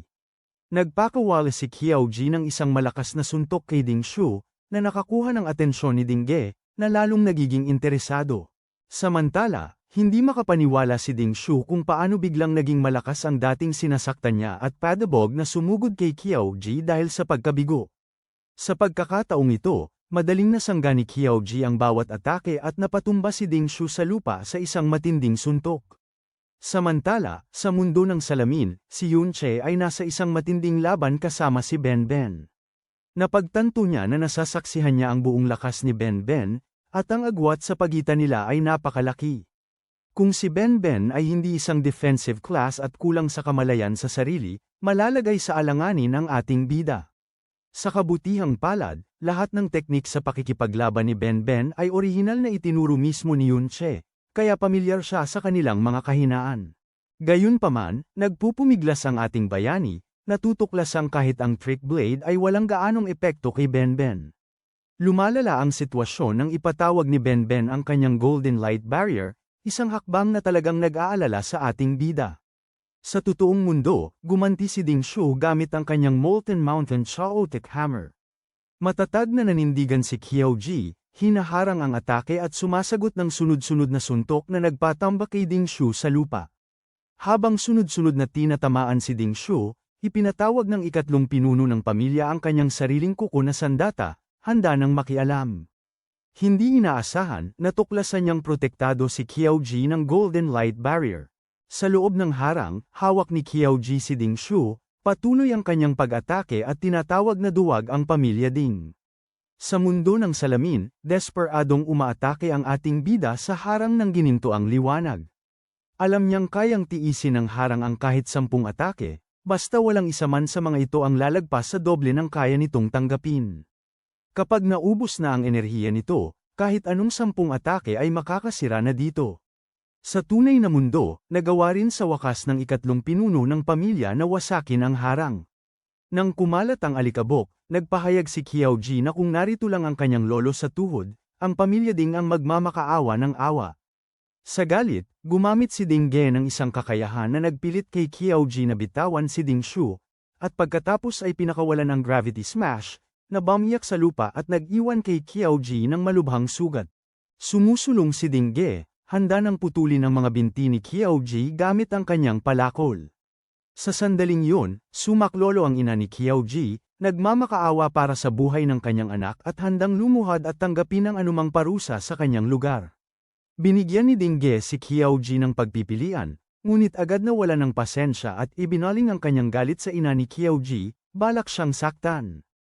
Bigla, lumitaw ang kaluluwa ni Ben Ben, na hindi nabuhay, sa harap ng lahat. Nagpatigil sa buong pamilya Qiao at sa mga hamuli sa kanila.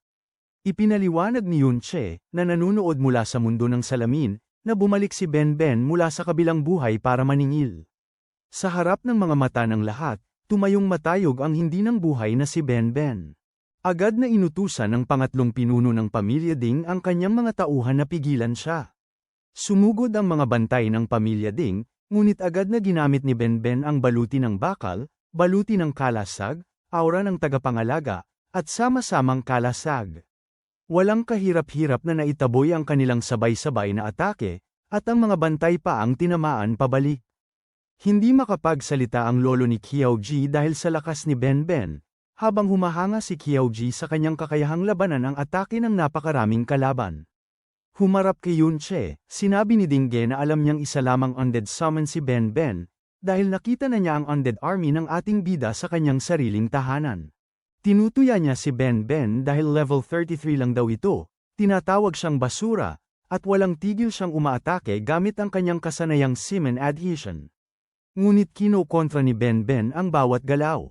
Dahil sa pagkabigo, sinira ni Ding Ge ang depensa ni Ben Ben gamit ang Red Aura at pinakawalan ang Summon God Crash. Ngunit hinarang ito ni Ben Ben gamit ang kanyang Golden Light Barrier. Kinilala ng ikatlong ulo ang lakas ng harang at inutusan ang kanyang mga tauhan na sirain ito, ngunit natuklasan niyang abala silang lahat sa pakikipaglaban sa mga undead skeleton. Galit na galit, sinubukan niya ang charge pressure punch sa ating bida, ngunit walang epekto ang atake. Gulat na gulat, lumipat si Ding Ge sa Rendang Claw, ngunit nawala ang ating bida, para lang muling lumitaw sa itaas at bumagsak, na nag-iwan kay Ding Ge na malubhang sugatan. Dumudugo at galit na galit, umaatungal ang ikatlong ulo, ngunit madaling nakailag si Yun Che. Itinaas ni Ben Ben ang kanyang espada, na nagbigay sa ating bida ng plataporma para tumalon at maglunsad ng mas mabilis pang atake. Sa isang malinis na hataw, pinutol niya ang braso ni Dingge. Nang tawagin ni Dingge ang kanyang pari, natuklasan niya na lahat ng kanyang tauhan ay nalipol na ng mga undead. Kinutya siya ng ating bida, ipinapaliwanag na sa dagdag lakas na dulot ng maalamat na kasanayan, ang kanyang mga undead na nilalang ay mas malakas ngayon kaysa sa kayang harapin ng mga bantay ni Dingge. Sa desperasyon na makatakas, sinubukan ng ikatlong pinuno ng pamilya na tumakas, ngunit hinarang siya ng mga nakataas na espada ni Benben. Kalmadong ipinahayag ni Yunche na ito ang Sword Shield Absolute Formation. Walang sinuman na mas mababa sa S-Class ang nakatakas dito. Sa huling pagtatangka, inilabas ni Dingge ang isang Void Bomb, isang sandatang S-Class na minana niya mula sa kanyang lolo, at nagbanta na pasasabugin ito. Hindi natinag, sinabi ng ating bida na ituloy niya. Nagatubili si Dingge, at mabilis na tinaga ni Yunche ang isa pa niyang braso, dahilan para gamulong ang bomba sa lupa. Dahil wala nang magawa, inutusan siya ni Yunche na lumuhod, at walang magawa si Dingge kundi sumunod.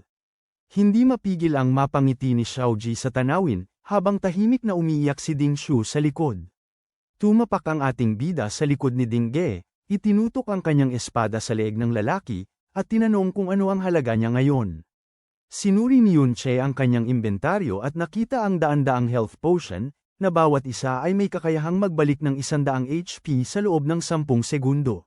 Gayunpaman, mabilis na napagtanto ng ating bida na kahit gamitin niya ang lahat ng Geuma, hindi pa rin ito sapat upang lubusang pagalingin ang sugatang si Benben.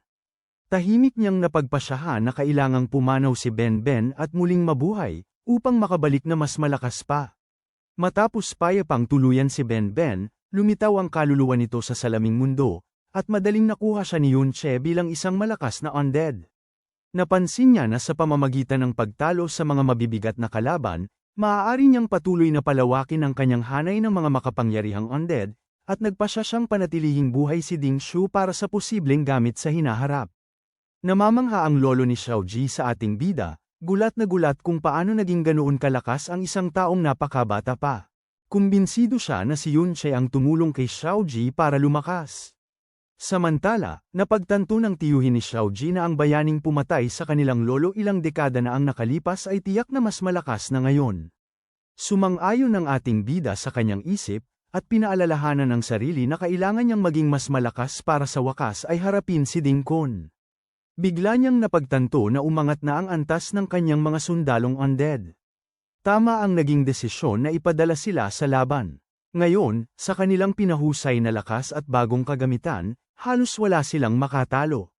Nakita niyang hindi na sapat ang ibinibigay na karanasan ng dungeon na ito, kaya inutusan ni Yunche ang kanyang mga undead na talunin ang Dungeon Lord. Sa paggawa nito, mawawala ang piitan, na magbibigay ng pagkakataon sa pamilya Qiao na makatakas ng hindi napapansin.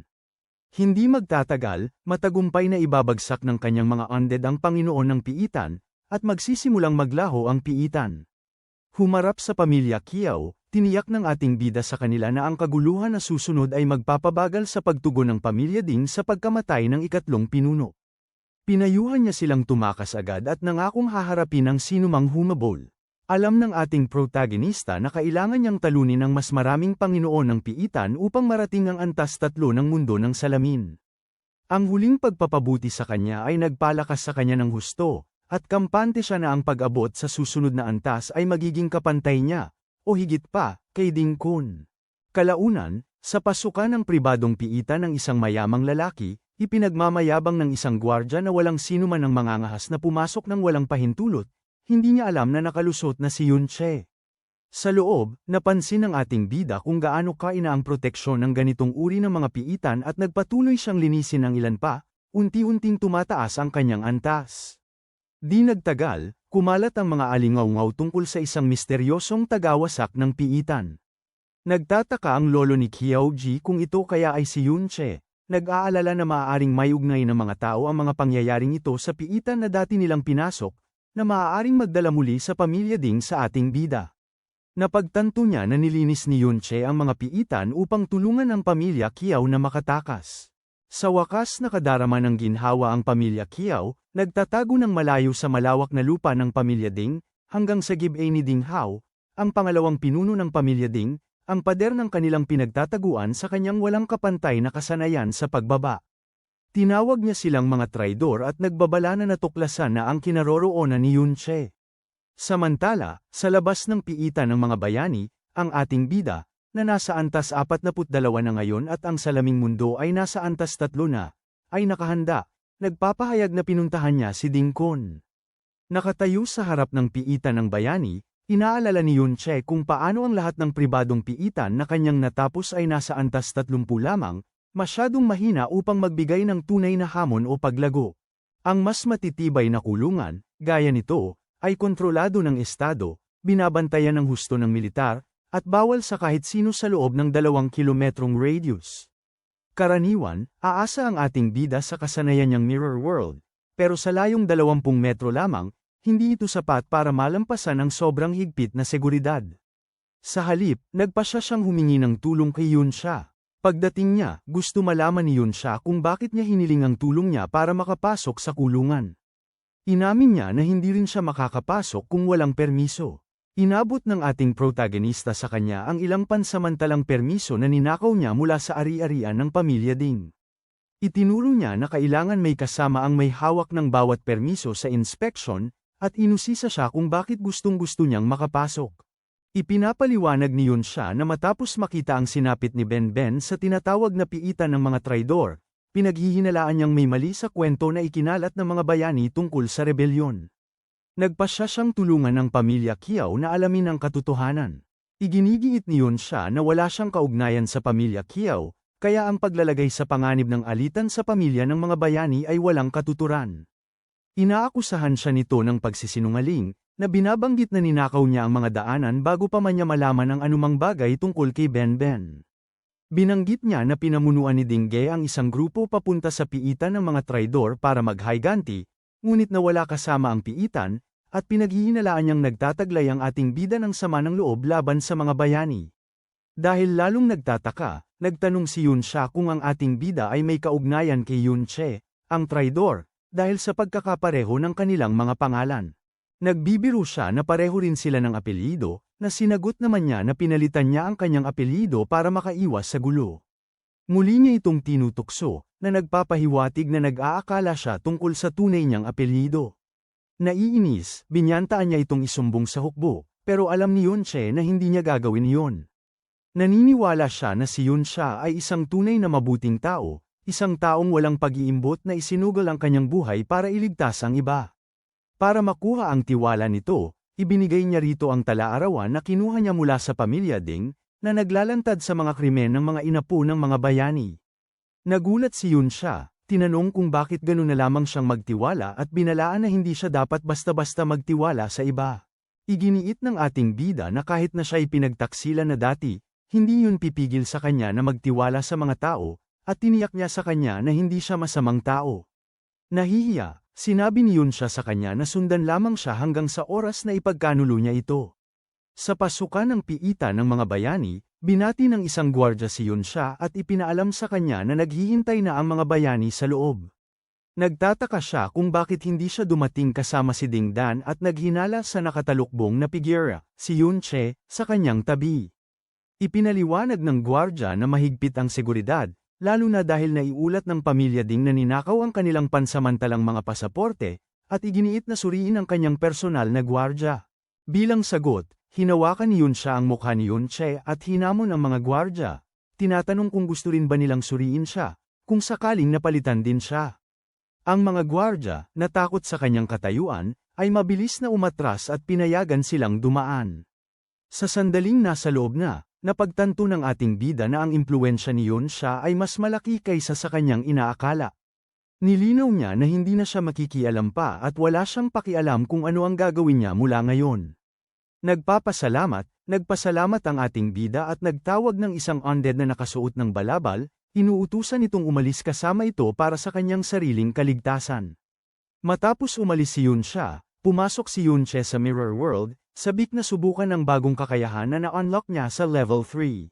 Aktibo ni Yunche ang kanyang antas 3 na mundo ng salamin, na may kahusayang kinokopya ang mga halimaw mula sa tunay na mundo para ilagay sa loob ng kaharian ng salamin.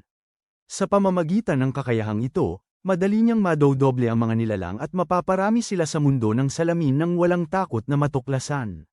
Bukod pa rito, kahit na pagkaalis sa mundo ng salamin, nananatili ang mga nilalang ni Hero doon, patuloy na nagpapataas ng kanilang mga antas para sa kanya.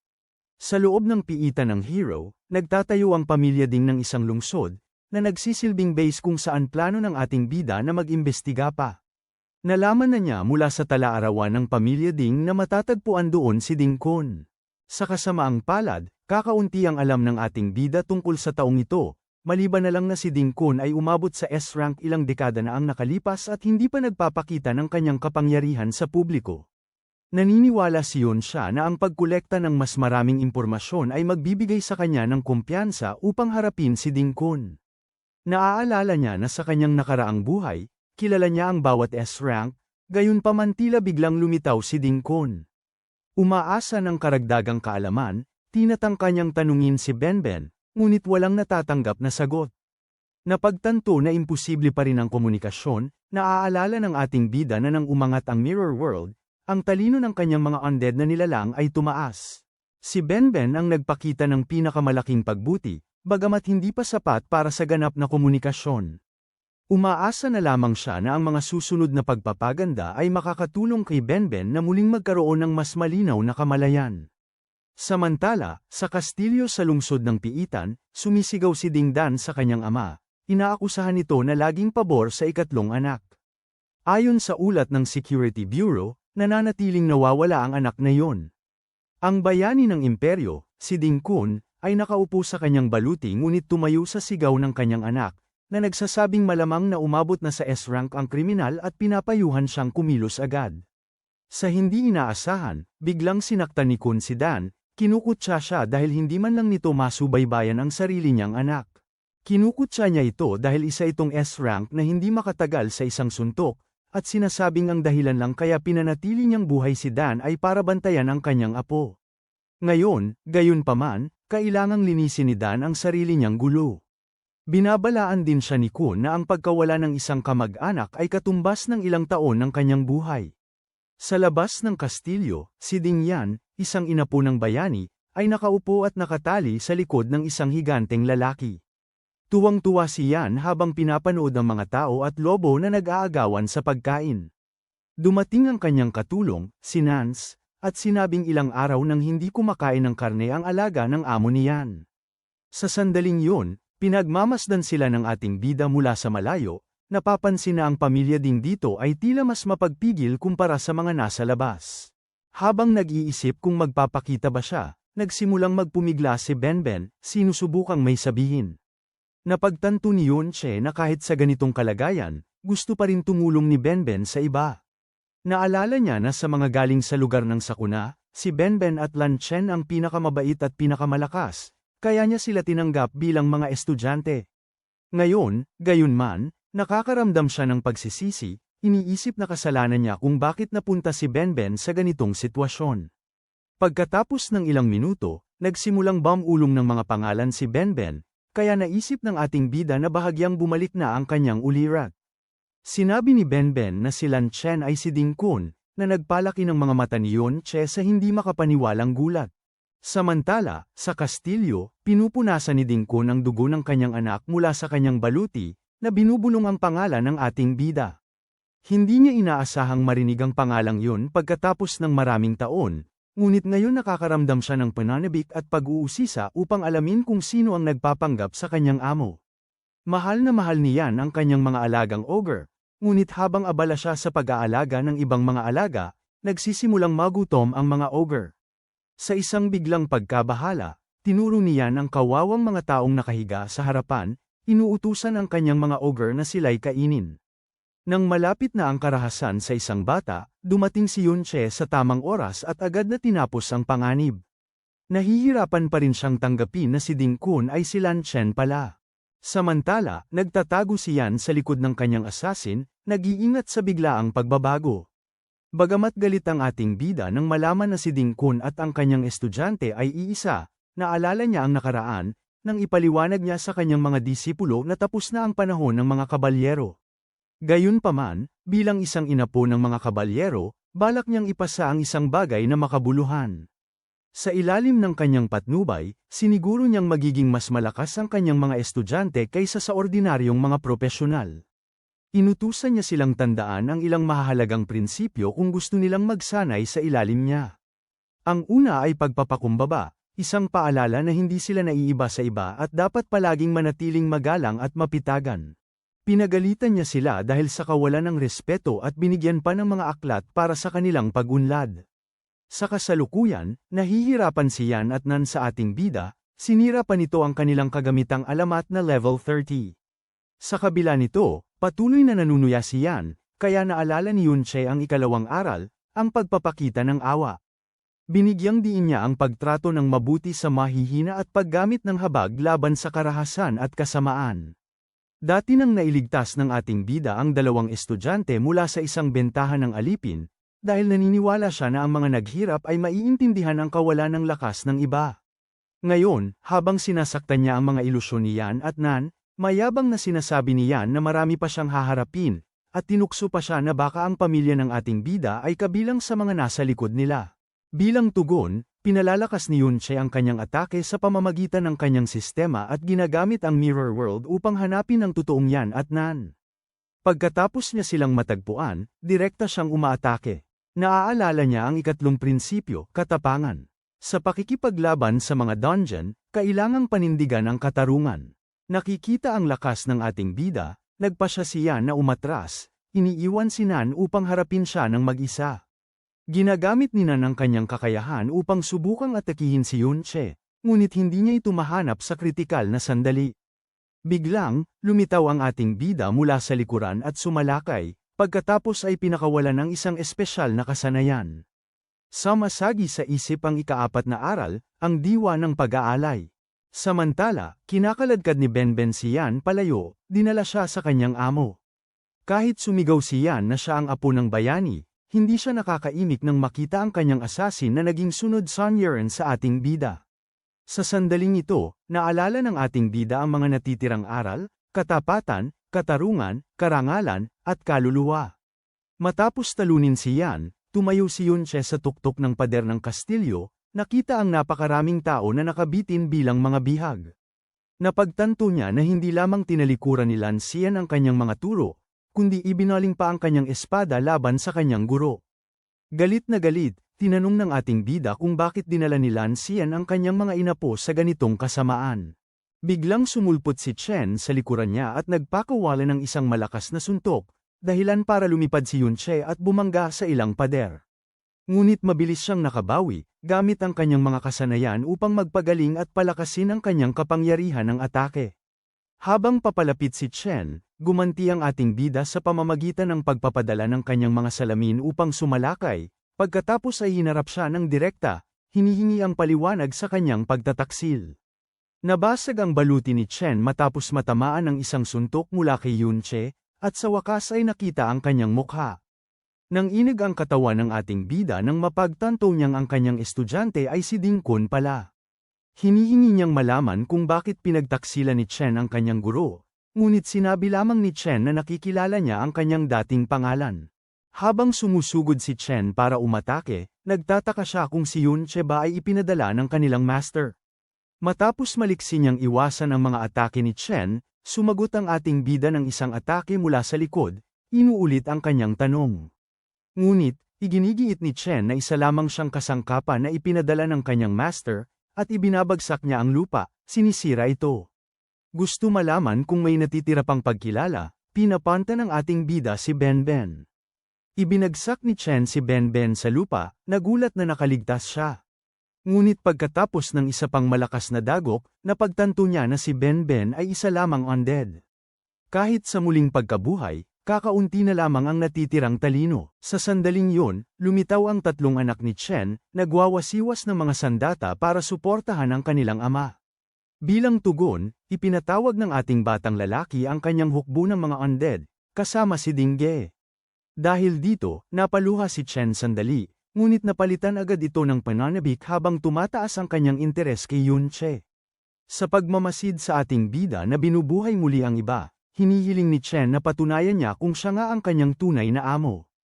Itinaas ang kanyang MP at lakas ng atake, Naalala ni Yunche ang mga araw noong si Chen, na dating nasa hawla, ay tumutulong sa iba, ibang-iba sa kung sino siya ngayon. Hindi inaasahan, sinabi ni Chen na lahat ng kanyang naging katangian ay dahil sa kanyang amo. Ipinaalala ng ating bida sa kanya na iniligtas niya siya mula sa pagkaalipin at tinulungan siyang maging isang makapangyarihang propesyonal. Ngunit si Chen, sa halip na magpasalamat, ay tinatanong kung bakit siya nailigtas ng huli na, at kung bakit, bilang anak lamang ng isang kabalyero, ay hindi siya nabuhay ng komportable tulad ni Benben. Sumisigaw siya, nagtatanong kung bakit si Benben, na walang ginawa, ay nagtamasa ng ganoong pabor. Marahil, nagmumungkahi siya ng may Cap-A-ton, dahil si Benben ay isinilang lamang na mas malinis. Bulong ni Chen, tinatanong kung bakit ginawa siyang berserker ng kanyang amo, nagtataka kung ang kanyang mayanhing ugali ang nagtulak sa kanya sa ganoong papel. Mariing itinanggi ng ating protagonista na mayroon siyang paborito, ipinapaalala kay Chen na lagi siyang kumikilos na para bang gusto niyang maging mas matapang. Lalo lamang nitong pinag-iinit ang ulo ni Chen, dahil napagtanto niyang mas gusto ng kanyang guro ang mga taong tulad ni Benben. Inamin niya na sinubukan niyang maging matapang ngunit hindi niya naramdaman na siya ay pinapaboran, palaging naniniwalang minamaliit ng kanyang guro ang kanyang pinagmulan. Inaamin na hindi niya kayang mamuhay ayon sa mga kagandahang asal ng mga kabalyero, iginiit ni Chen na ang katayuan at kapangyarihan ang nagtatakda ng pakikitungo sa isang tao. Walang halaga sa kanya ang pagliligtas ng iba, at sinabi niyang walang pagkakanulo. Pinili ng kanyang guro si Benben, at pinili niya ang ibang landas. Ibinunyag niya na binigyan siya ni Luo Wei ng mas mataas na katayuan, na binibigyang diin ng malaking kaibahan sa pagitan ng buhay ng kanyang mga inapo at ni Benben. Nang may panunuya, itinuro niya ang kasalukuyang posisyon ng kanyang guro at ni Luo Wei. Galit na galit, sumugod ang ating bida gamit ang kanyang mga salamin, umaatake mula sa lahat ng direksyon. Nang lubusang nawasak ang baluti ni Chen, malamig na sinabi ni Yunche na hindi siya karapat-dapat kahit sa kuko ni Benben. Ganap na nabasag ang baluti ni Chen, ngunit pumutok siya sa nakakatawang pagtawa. Bigla, pinalakas niya ang kanyang lakas ng atake ng 300% at ang kanyang bilis ng 200%. Habang lumalundag siya patungo kay Yunche, kinukutsa niya ito bilang isang ipokrito, at inilalabas ang pagwawala. Eksklusibong kasanayan ng berserker. Ang bilis ni Chen ay halos imposibleng sundan, kaya napilitan ang ating bida na umasa sa mundo ng salamin upang magtago at umiwas. Matapos ang atake ni Chen, lumitaw muli ang ating bida, kaya napagtanto ni Chen na gumagamit siya ng mga salamin upang maglakbay at iwasan ang mga atake. Bilang tugon, pinakawalan ni Chen ang kanyang berserker exclusive skill, Bloodstorm, naglalayong basagin ang lahat ng salamin at putulin ang paraan ng pagtakas ng ating bida. Habang nagngangalit ang Bloodstorm, mabilis na bumababa ang HP ng ating protagonista. Pagkatapos ay binuhay ni Chen ang katawan ng berserker, na nangungutya na ang kanyang amo ay nagsasalita lamang tungkol sa kabutihan kapag ligtas itong gawin. Habang naghahanda siyang umatake, kinukutya niya ang ating protagonista sa pangangaral ng habag sa kabila ng pamumuhay ng komportable. Gamit ang Blood Rage Explosion Blade, malakas na ibinagsak ni Chen si Yunche sa mga guho, na nagdulot ng pagbagsak ng kanyang HP. Tumatawa si Chen, at itinuturo na dahil walang mga salamin, hindi na makakatakas ang ating bida. Sa kabila ng hadlang, gumamit si Yunche ng pangunahing pagpapagaling para makabawi at makatayo muli, at sumugod muli kay Chen, na madali itong naharang. Nangungutya si Chen na naging marupok na ang kanyang guro at sinimulan niyang idiin ang kanyang espada. Nang umatake ang ating bida gamit ang pangalawang espada, pinigilan ito ni Chen gamit ang kanyang kamay, sinasabing ang pagtataksil lamang ang tanging paraan para tunay na umunlad ang isang tao. Nahihirapan, nagawa ng ating bida na palayain ang kanyang unang espada, ngunit nahihirapan pa rin siyang labanan ang kanyang dating estudyante. Nagtataka, tinanong ni Chen kung nagseselos ba siya kay Kuo Wei, na naging kataas-taasang hari, samantalang siya mismo ay naging taksil. Sa huling panunuya, ibinabato ni Chen si Yunche sa mga guho ng may napakalakas na puwersa, ibinababa ang HP ng ating bida sa 42 na lamang. Lalo pang lumaki ang katuwaan ni Chen sa pag-iisip na matatalo niya ang kanyang amo sa sarili niyang mga kamay. Nag-alok siya ng baluktot na awa, sinasabing lumuhad si Yunche at maging alaga niya, at hinihingi ang sekreto ng muling pagkabuhay. Sa pagtataka ni Chen, bumangon ang ating bida, mahigpit na hinahawakan ang kanyang mga espada at inaaming hindi na sana niya iniligtas si Chen mula sa kanyang kalagayan bilang alipin. Sa sandaling yun, tumaas ang kanyang level, lubusang naibalik ang kanyang kalagayan at natigilan si Chen. Samantala, patuloy na nagpapalakas ang hukbo ng mga undead sa pamamagitan ng pagtalo sa mga halimaw sa mundo ng salamin, patuloy na pinapataas ang karanasan ng ating bida. Binubuhay ang reverse, acceleration radiance, pinapabilis niya ang kanyang unit ng 30%, pagkatapos ay binubuksan ng reverse, evil possession para mas tumaas pa ang kanyang stats. Gamit ang bawat skill ng Chantang class na nakuha mula sa bawat dungeon, sinabi ni Yuan Che na hindi niya kailangan ng kabutihan kapag kaharap ang isang tulad ni Chen. Desidido siyang linisin ang gulo, anuman ang mangyari. Nagpakawala siya ng mga atake mula sa bawat direksyon, pero tumawa lang si Chen, sinasabing padalos-dalos ang paghataw ng kanyang master ng dalawang espada nang walang patutunguhan.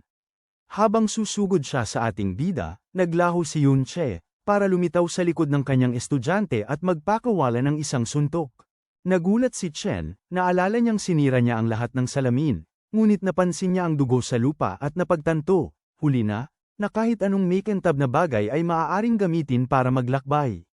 Agad na ginamit ni Chen ang pagtitipon ng enerhiya ng dugo, kumbinsido na ngayon, dahil wala nang makintab na bagay, hindi makakatakas si Yuan Che. Biglang, sinaksak siya ni Ben Ben mula sa likuran, at sinamantala ang pagkakataon, tinawag ng ating bida ang lahat ng mga nilalang na hindi buhay. Ngayon, natagpuan ni Chen ang kanyang sarili na lubos na napapaligiran, at walang pagkakataong makaalis.